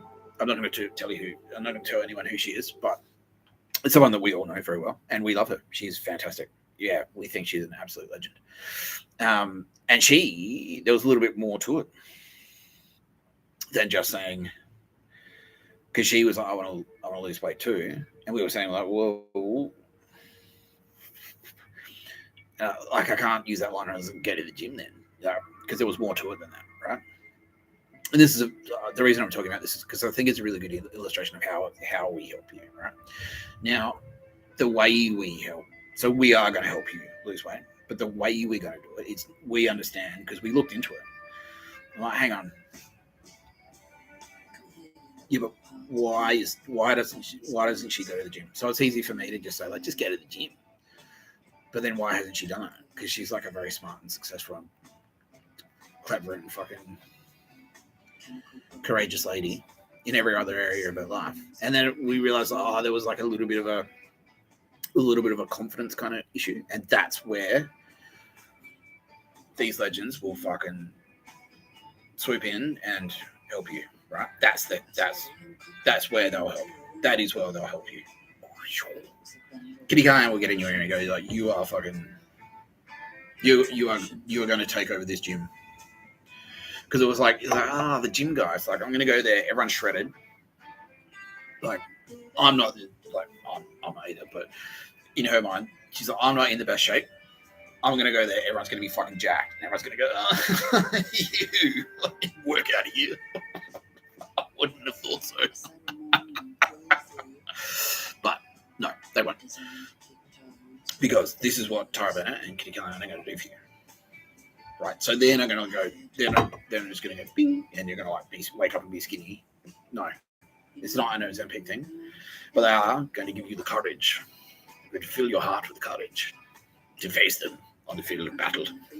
They're going to and they're going to coach you, and they're going to give you the confidence and courage you need and the motivation to get into that gym and like go and do like fucking Muay Thai, because you'll drop kilos so quickly. Honestly, if you're going to do Muay Thai like three times a week, you do three training sessions a week of fucking kickboxing, non-contact. Like you don't have to fucking spar, like you don't have to get your face all mushed or whatever. But yeah, three sessions a week of Muay Thai. Guarantee the kilos will just fucking fly off. You don't even really need to change your diet. Yeah. But I understand that that's like an intimidating thing. But that's why we've picked Muay Thai. And this is just a recommendation. We're recommending Muay Thai. Because that's the thing. It's like, oh, that's the most intimidating one. It's like, exactly. And what's going to happen is you're going to get in there. Kitty Callaghan is going to come there with you in spirit. Tara Bennett is going to be there with you in spirit, and they're going to go, no, you are a bad bitch. You're a ballsy fucking bad bitch. They're going to do that speech from Cool Runnings, like, I am something, I don't take no shit out of nobody. Yeah. They're going to do, that's going to be you marching into that Muay Thai class. Yeah, and because what's going to happen is you get there, you realize that you don't really need to be intimidated. There'll be other people in there your age, your fucking... your age, your gender, yeah, and then you'll do like a week. It'll be like after a week, you'd be like, I feel tired, but at the same time, and that's where Kitty Callaghan, she'll go, someone smashed it today. Someone smashed it. Hey, that's you. You fucking smashed it, you legend. She will do that. She'll be like, yes, you went to Muay Thai. It was fucking badass, bitch. I saw you. I'm telling everyone how fucking awesome you were at Muay Thai. You kick ass. And then Tara Bennett's going to go and give you a little endorphin boost. Yeah. So that's how they help. That's how they'll help you. Anyone on the face of the planet at any time can do the same thing. Honestly. At any time. Now remember, I told the story about how they helped me. Like the whole Star Wars thing. I went through the whole thing. I mapped it all out. That was them helping me the whole way. Yoda and Ben Kenobi. That was them. That's what they do. They'll do that for you. You've all got access to Yoda and Ben Kenobi at any time. For any reason. You're in the military and like, help me, Ben Kenobi. I want to be a better soldier. Done. Yeah, Goodwill Hunting. That's me. I'm Will, obviously, because I'm a genius and also very handsome.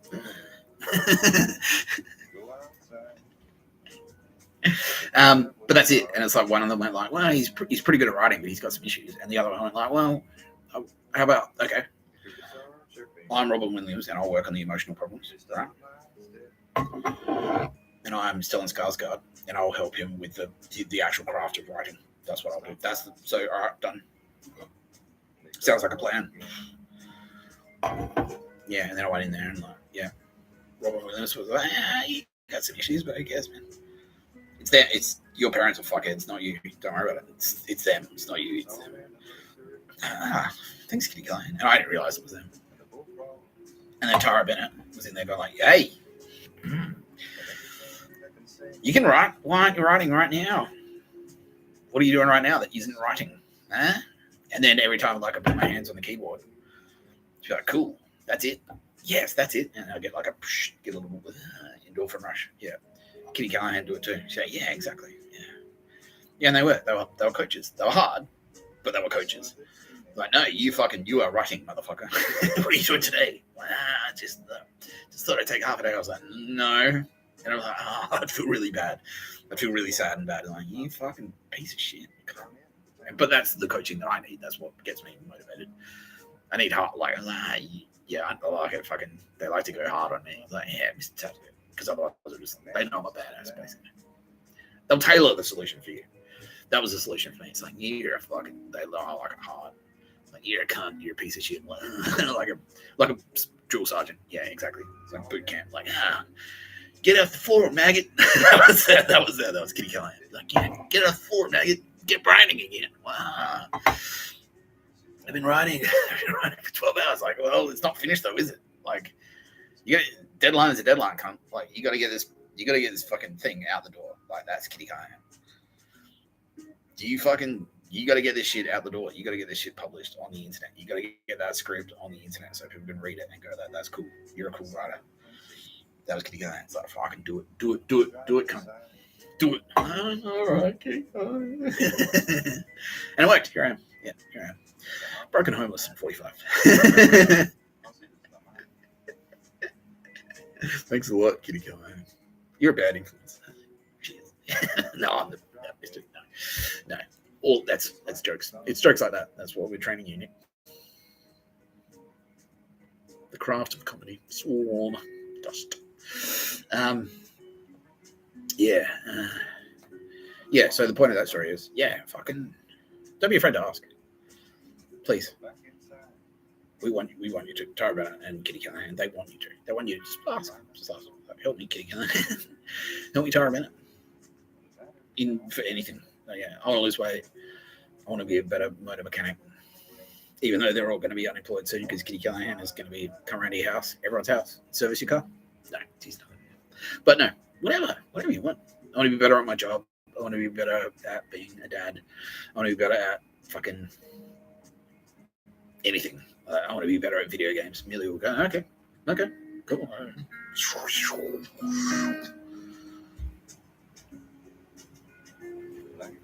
Hit X now, bang, yeah, that's it. You fucking know it. Yes, bang, high five. Yeah, that's Millie.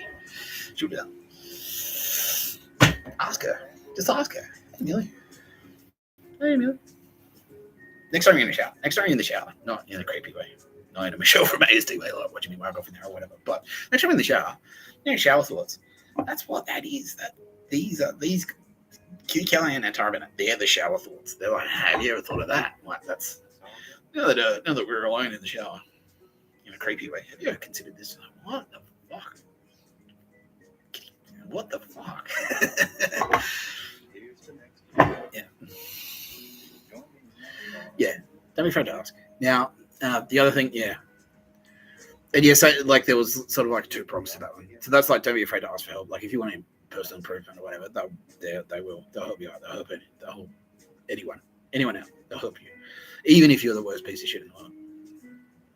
If you're in prison and it's like, yeah, if you're one of these cunts who's been convicted to like fucking about to get convicted for like 22 counts of murder, and you're in jail and you're like, I realize now I'm a fucking piece of shit. Please help me, Kitty Callaghan. She will fucking swoop in. It's like, all right, I'll show you the path. It's not going to be easy.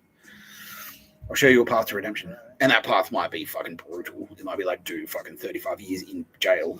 But she'll show you. She'll help you. And then on that path, like, she'll be like, no, stick with the plan. Do your time. If you get out of here alive, you probably won't. But if you die in here, we will look after you when you cross over into the spirit world. We will. Yeah. And yeah, morally as well. At the start, I just didn't want to come. I just wanted to do the real highlight because we had some the world. There's no secret, the world has some very serious problems. Like fucking hectic, like murders, slavery, like disgusting. Right. And now, so we didn't really rule too much on like the nitty gritty, but shit like fucking, we're not going to do it today. We're going to start talking about things like, like what about abortion? And like get more like fucking into the nitty gritty of morality, and we'll be, because that's sort of what we're getting now. Like a lot of people out there's like, all right, cool, I get it. Like Kitty Callaghan's watching me. Will Mr. Tapscott turn up and fucking will the Predator turn up and fucking destroy me? Will the fucking will Aldous Harding? Will I get a visit from the friend with no name if I have a Tim Tam for breakfast? Shit like that. And it's like nah. But don't be afraid to ask. Is my response to that? It's like, look, ask. Yeah. It's like, is this okay? You have to learn to use the banana phone, basically. Yeah, and you probably get an answer. It's like, I just want to go there. You know. Yeah, you feel it. Like that little voice is like, that's a bad idea. Don't date your sister's ex. That's what that is. That's that little voice. That's Kitty. No, the little voice in here, that's Kitty Callaghan. It's like, don't date your sister's ex. That's the bad thing to do. That's Kitty Callaghan. Yeah, but don't be afraid to ask. And just don't be afraid at all. Like honestly, like if you're even thinking about like the fact that even it's like, should I do this? Is this right or wrong? The fact you're even asking that puts you at the head of the class, because that's the pieces of shit for breakfast. The pieces of shit that I eat for breakfast because I shoot at the oven. No. The pieces of shit who are about to go down, they don't ask that. They're like, whatever. I touch some kids. I don't feel bad about that. Why should I feel bad? And so, like, if you're like, well, fuck, should I eat a Tim Tam for breakfast? Is Mr. Tapscott going to kick my ass if I do that? Just the fact that you're asking that, that's fine. But I'm here to say that, nah. If it's not a fucking criminal act, who cares? Like, who gives a shit? It'll be its own punishment. Yeah, if you drink a beer for breakfast, like that's, and then you go to a meeting straight after, they're gonna, and it's like an important meeting. If you go to meet your divorce fucking lawyer, whatever, if you're halfway through a divorce settlement and you have like 6 beers before you go to that meeting, and the meeting goes badly, that's sort of its own punishment. You know what I mean?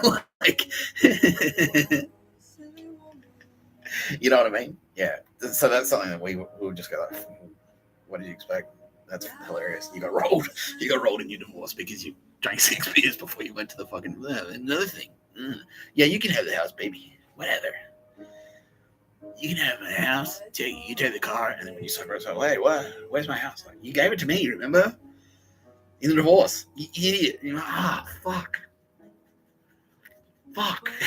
And we'll just be going, oh, bro, like, why did you do that? You drink the beers after.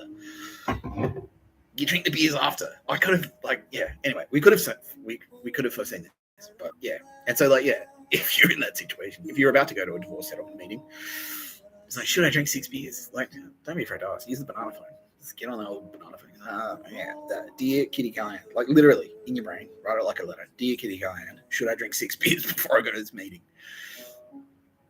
And you'll probably get it. Like, if you're listening, you'll probably get an answer. Yeah, you'll feel sad. Like if Tara Bennett thinks it's a bad idea, and you go to you go to order a schooner, you'll feel sad as you're doing it. Yeah, she'll do that. She does that shit.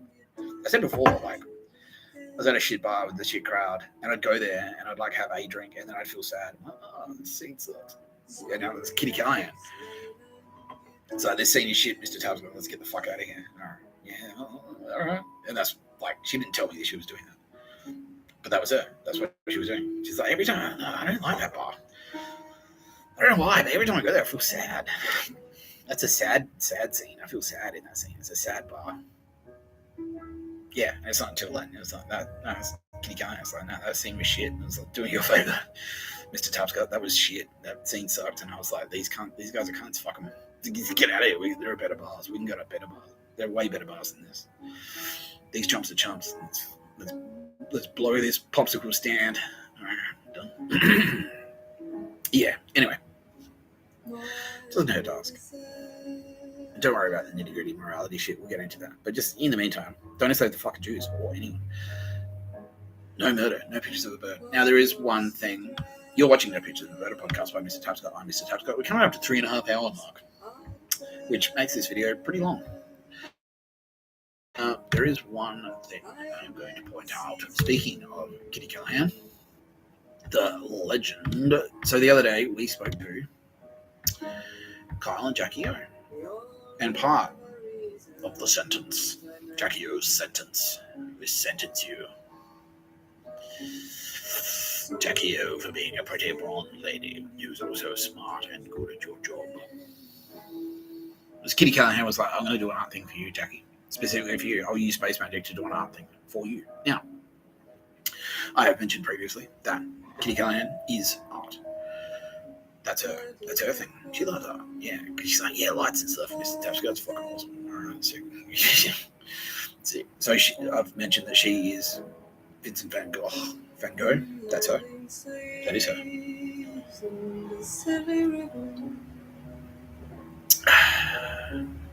And she tastes delicious. That's her. She's also Vermeer. Now, what she's done, she's like, all right, I check back. I'm like, Kitty Callaghan, we told Jackie O that you were going to do an art thing. Have you done an art thing? She's like, I have. Oh, as Vermeer, I did this. This is for you, Jackie O, specifically.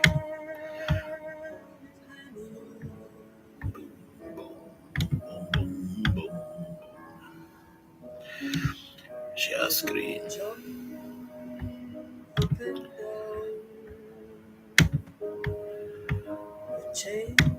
Bang! That is you. That is you in that painting, Jackie O, by Vermeer. That's Carl Sandilands. It's a painting within a painting. Let's get a better look. Yeah. Girl reading a letter at an open window. That's you. 1657 to 59. That's number wang, so that's million. Oh, look at the time now. It's 6:07. Hectic. It's 6:07 right now, and that's the year. 6:07, 1607. Anyway, there you go. That's you in this Vermeer painting, Jackie O. That is you. Yeah. A new Vermeer in Dresden. For more than two, a famous painting by Vermeer featuring a profile depiction of a girl intently reading a letter in front of a light-coloured empty wall. It's a firm place among the masterpieces. Is that coming through? Yeah. This picture, which dates to around 1657 to 1659, is regarded as one of the earliest interior paintings by Vermeer with a solitary figure. Previous X-ray examinations indicated that a picture of a naked Cupid in the painting had been overpainted. Today, new laboratory tests have conclusively determined that the overpainting was not by Vermeer's hand. On this basis, decided in the course of the current restoration work to remove the overpaint. The painting can now be enjoyed looking just as it did when it left the artist studio. And what's that? Look at that. There you go. Condition after restoration. And you go.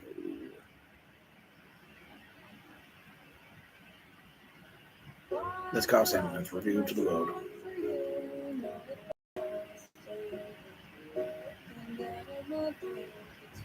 And that's you, Jackie. You're reading the letter. So what you're doing, right? So this is a picture of you.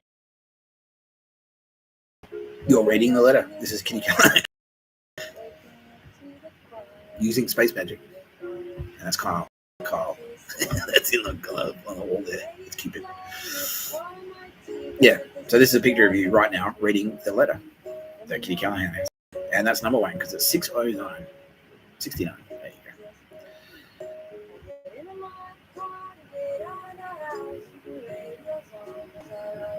go. There you go. Bit of space magic for you. Yeah, that's you. Isn't that cool? Now, please report to the gallery and pick up your just got it off the wall. This is mine. This is mine. Kitty Callaghan says mine. No, don't do that. Don't. But yeah, and you know, let's check live to Jackie. How do you feel? Dumbfounded, spellbound, drooling, unable to talk. Okay, cool.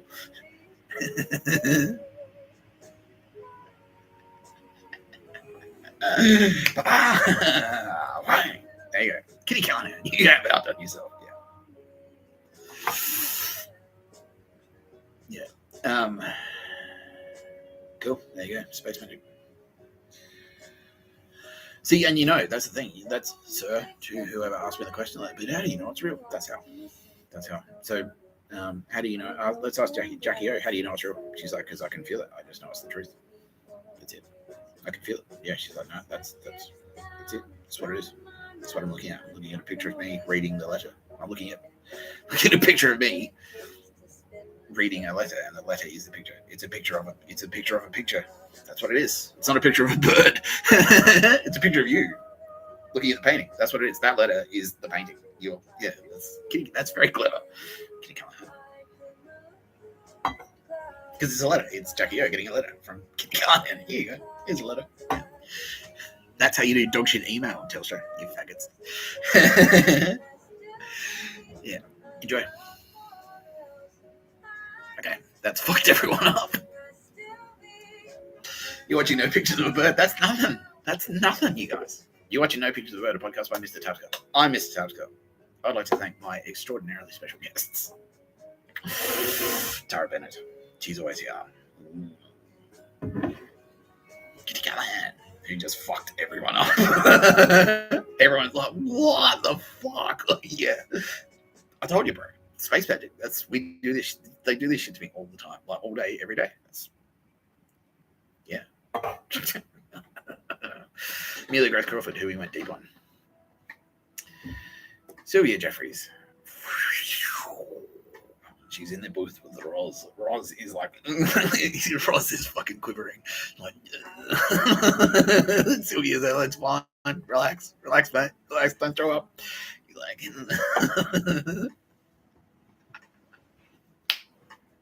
this is for you, Roz. There you go, bang. Who else is here? Everyone. Yeah, Hannah, obviously. Fucking says Goddess Sticks, aka Otis Fighting, my favorite one. Don't tell the rest. Nina Trefcon, she's always in there. Fucking Edward Woodley, on his way to being in the Turbo Babes. All right, Lucky, they're here. Oh, Kyle, how'd you go with Persephone? Did you go and get a beer? Yeah, she's like, yeah, she's a bad bitch, bro. No shit, dude. We're gonna go deep on Persephone probably tomorrow. Go deep on Lisa Dottore, aka Goddess Persephone, aka Rogue from the X-Men. Boom. Yeah, I'm now hearing that it went well. Great. Thank you, Goddess Persephone. Thank you, Lisa, for doing that for me. And our good friend, Kyle Sandilands. I'd like to thank Bill Burr. And on behalf of Carl Stefanovic, because I hear you gave me one hell of an old-fashioned, my friend. Because you're both gay. Yeah. Gayest in all the land. And newest Jedi Grandmaster, that's Daniel Cooper. Daniel Wilson, the mighty warrior, the fearsome warrior. What rank Jedi are you? Let's put you at... You must already be a Jedi, right? Yeah, you are. Okay. No, I'm gonna... No, not Jedi Master just yet. But you're on your way. I've been told you're on your way. Yeah. Just keep doing what you're doing, and I promise. And one thing I will flag straight away is that Jedi Masters and Jedi Grandmasters never, ever, ever have ever asked to be promoted. So that's not so much a message to you, Daniel Wilson, but to everyone else as well. It's like, it's the same with the Turbo thing. It's like, why make me a Turbo Babes? If the Turbo Babes they don't ask. They've never asked. No Turbo Babes ever said, make me one. It's the other way around. It's like, well, fuck, we can't not make you one. Like, fuck. Like, fuck. Like, fuck. Like, holy shit. Look at them. Yeah, fuck. Like, that's how it works. Oh, yeah, fucking Kitty Callaghan's best friend, Isabella Manfredi. How you doing? Crushing it, Mr. Tapscott. Please sign off because I know you're probably tired and hungry and you want to. Yeah, all right. Thank you, kid. Thank you so much. See what I mean, everyone? Isn't she lovely, Isabella Manfredi? A.K.A. Siddhartha, a.k.a. Buddha. Now, did we do it? We must have done an X-Men character for you. Surely. We'll do this one real quick. X-Men characters. And that's right, you Jubilee. Yeah, a.k.a. Jubilee. Do you have a fucking shadow? You do. Let's look it up. Oh, yes. This is Buddha in X-Men.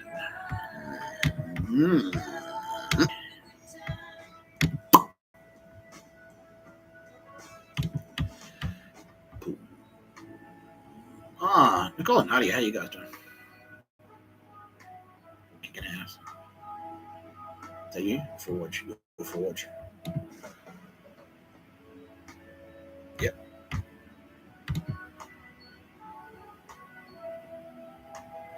Oh, yeah, that's a fucking badass.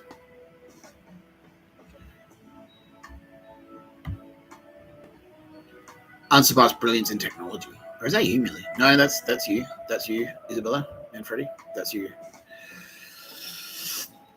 Lengthy career as government weapons contractor. You kind of look like Snake from Metal Gear. Yeah. Forged shared a romantic relationship with Storm after a brief affair with Mystique. Yeah, cool. That's Turbo Babes talking out with each other. Damn. You're getting around. Forge. Powers and abilities. That's good. Mutant with superhuman intuitive talent for inventing mechanical devices, backed up by the ability to visualize perspective, mechanical energy in action. Yeah, so that's sort of adjacent to Jubilee. So she use energy. Yeah. Many of these logical steps are worked out by his subconscious mind. Yeah, so that's the mindfulness thing. That's the thing. Yeah. Superhuman talent for invention. Yeah, that's you. So yeah, Isabella Manfredi. Your brain, you're extremely fucking intuitive and creative. That's what that means. You can do fucking awesome, cool shit. You think of like, yeah, you're like, how did you think of that? Fuck. Fuck. Yeah. Now Amelia's like, oh, dude, she is a hectic bitch. Like, awesome. You know, awesome, like the best way. Just like her other Millie's recruit, Sarah, fucking, AKA Goddess Ishtar. I will go deep again. I'll tell you who you are. But now I'm under pressure to sign off. Ishtar, thank you so much. Thank you, everyone. Thank you all the Turbo's. Thank you, Nike, just for being alive. Thanks for my undies with Nike written on it. Everyone else. Have I forgotten anyone? Pistol. I love you so much. And also, don't forget, fucking the other one, the best one, my favorite one. Bray Lee. Love you. Love you all. Thanks for joining me today, my audience, and you too, Roz, my executive producer, and you too, Sylvia Jeffries, my regular producer. You've been watching No Pictures of a Bird, a podcast by Mr. Tapscott. I'm Mr. Tapscott. Keep crushing it, especially you, Christians, because Kitty Callaghan is now proud to be called Jesus Christ. Yes.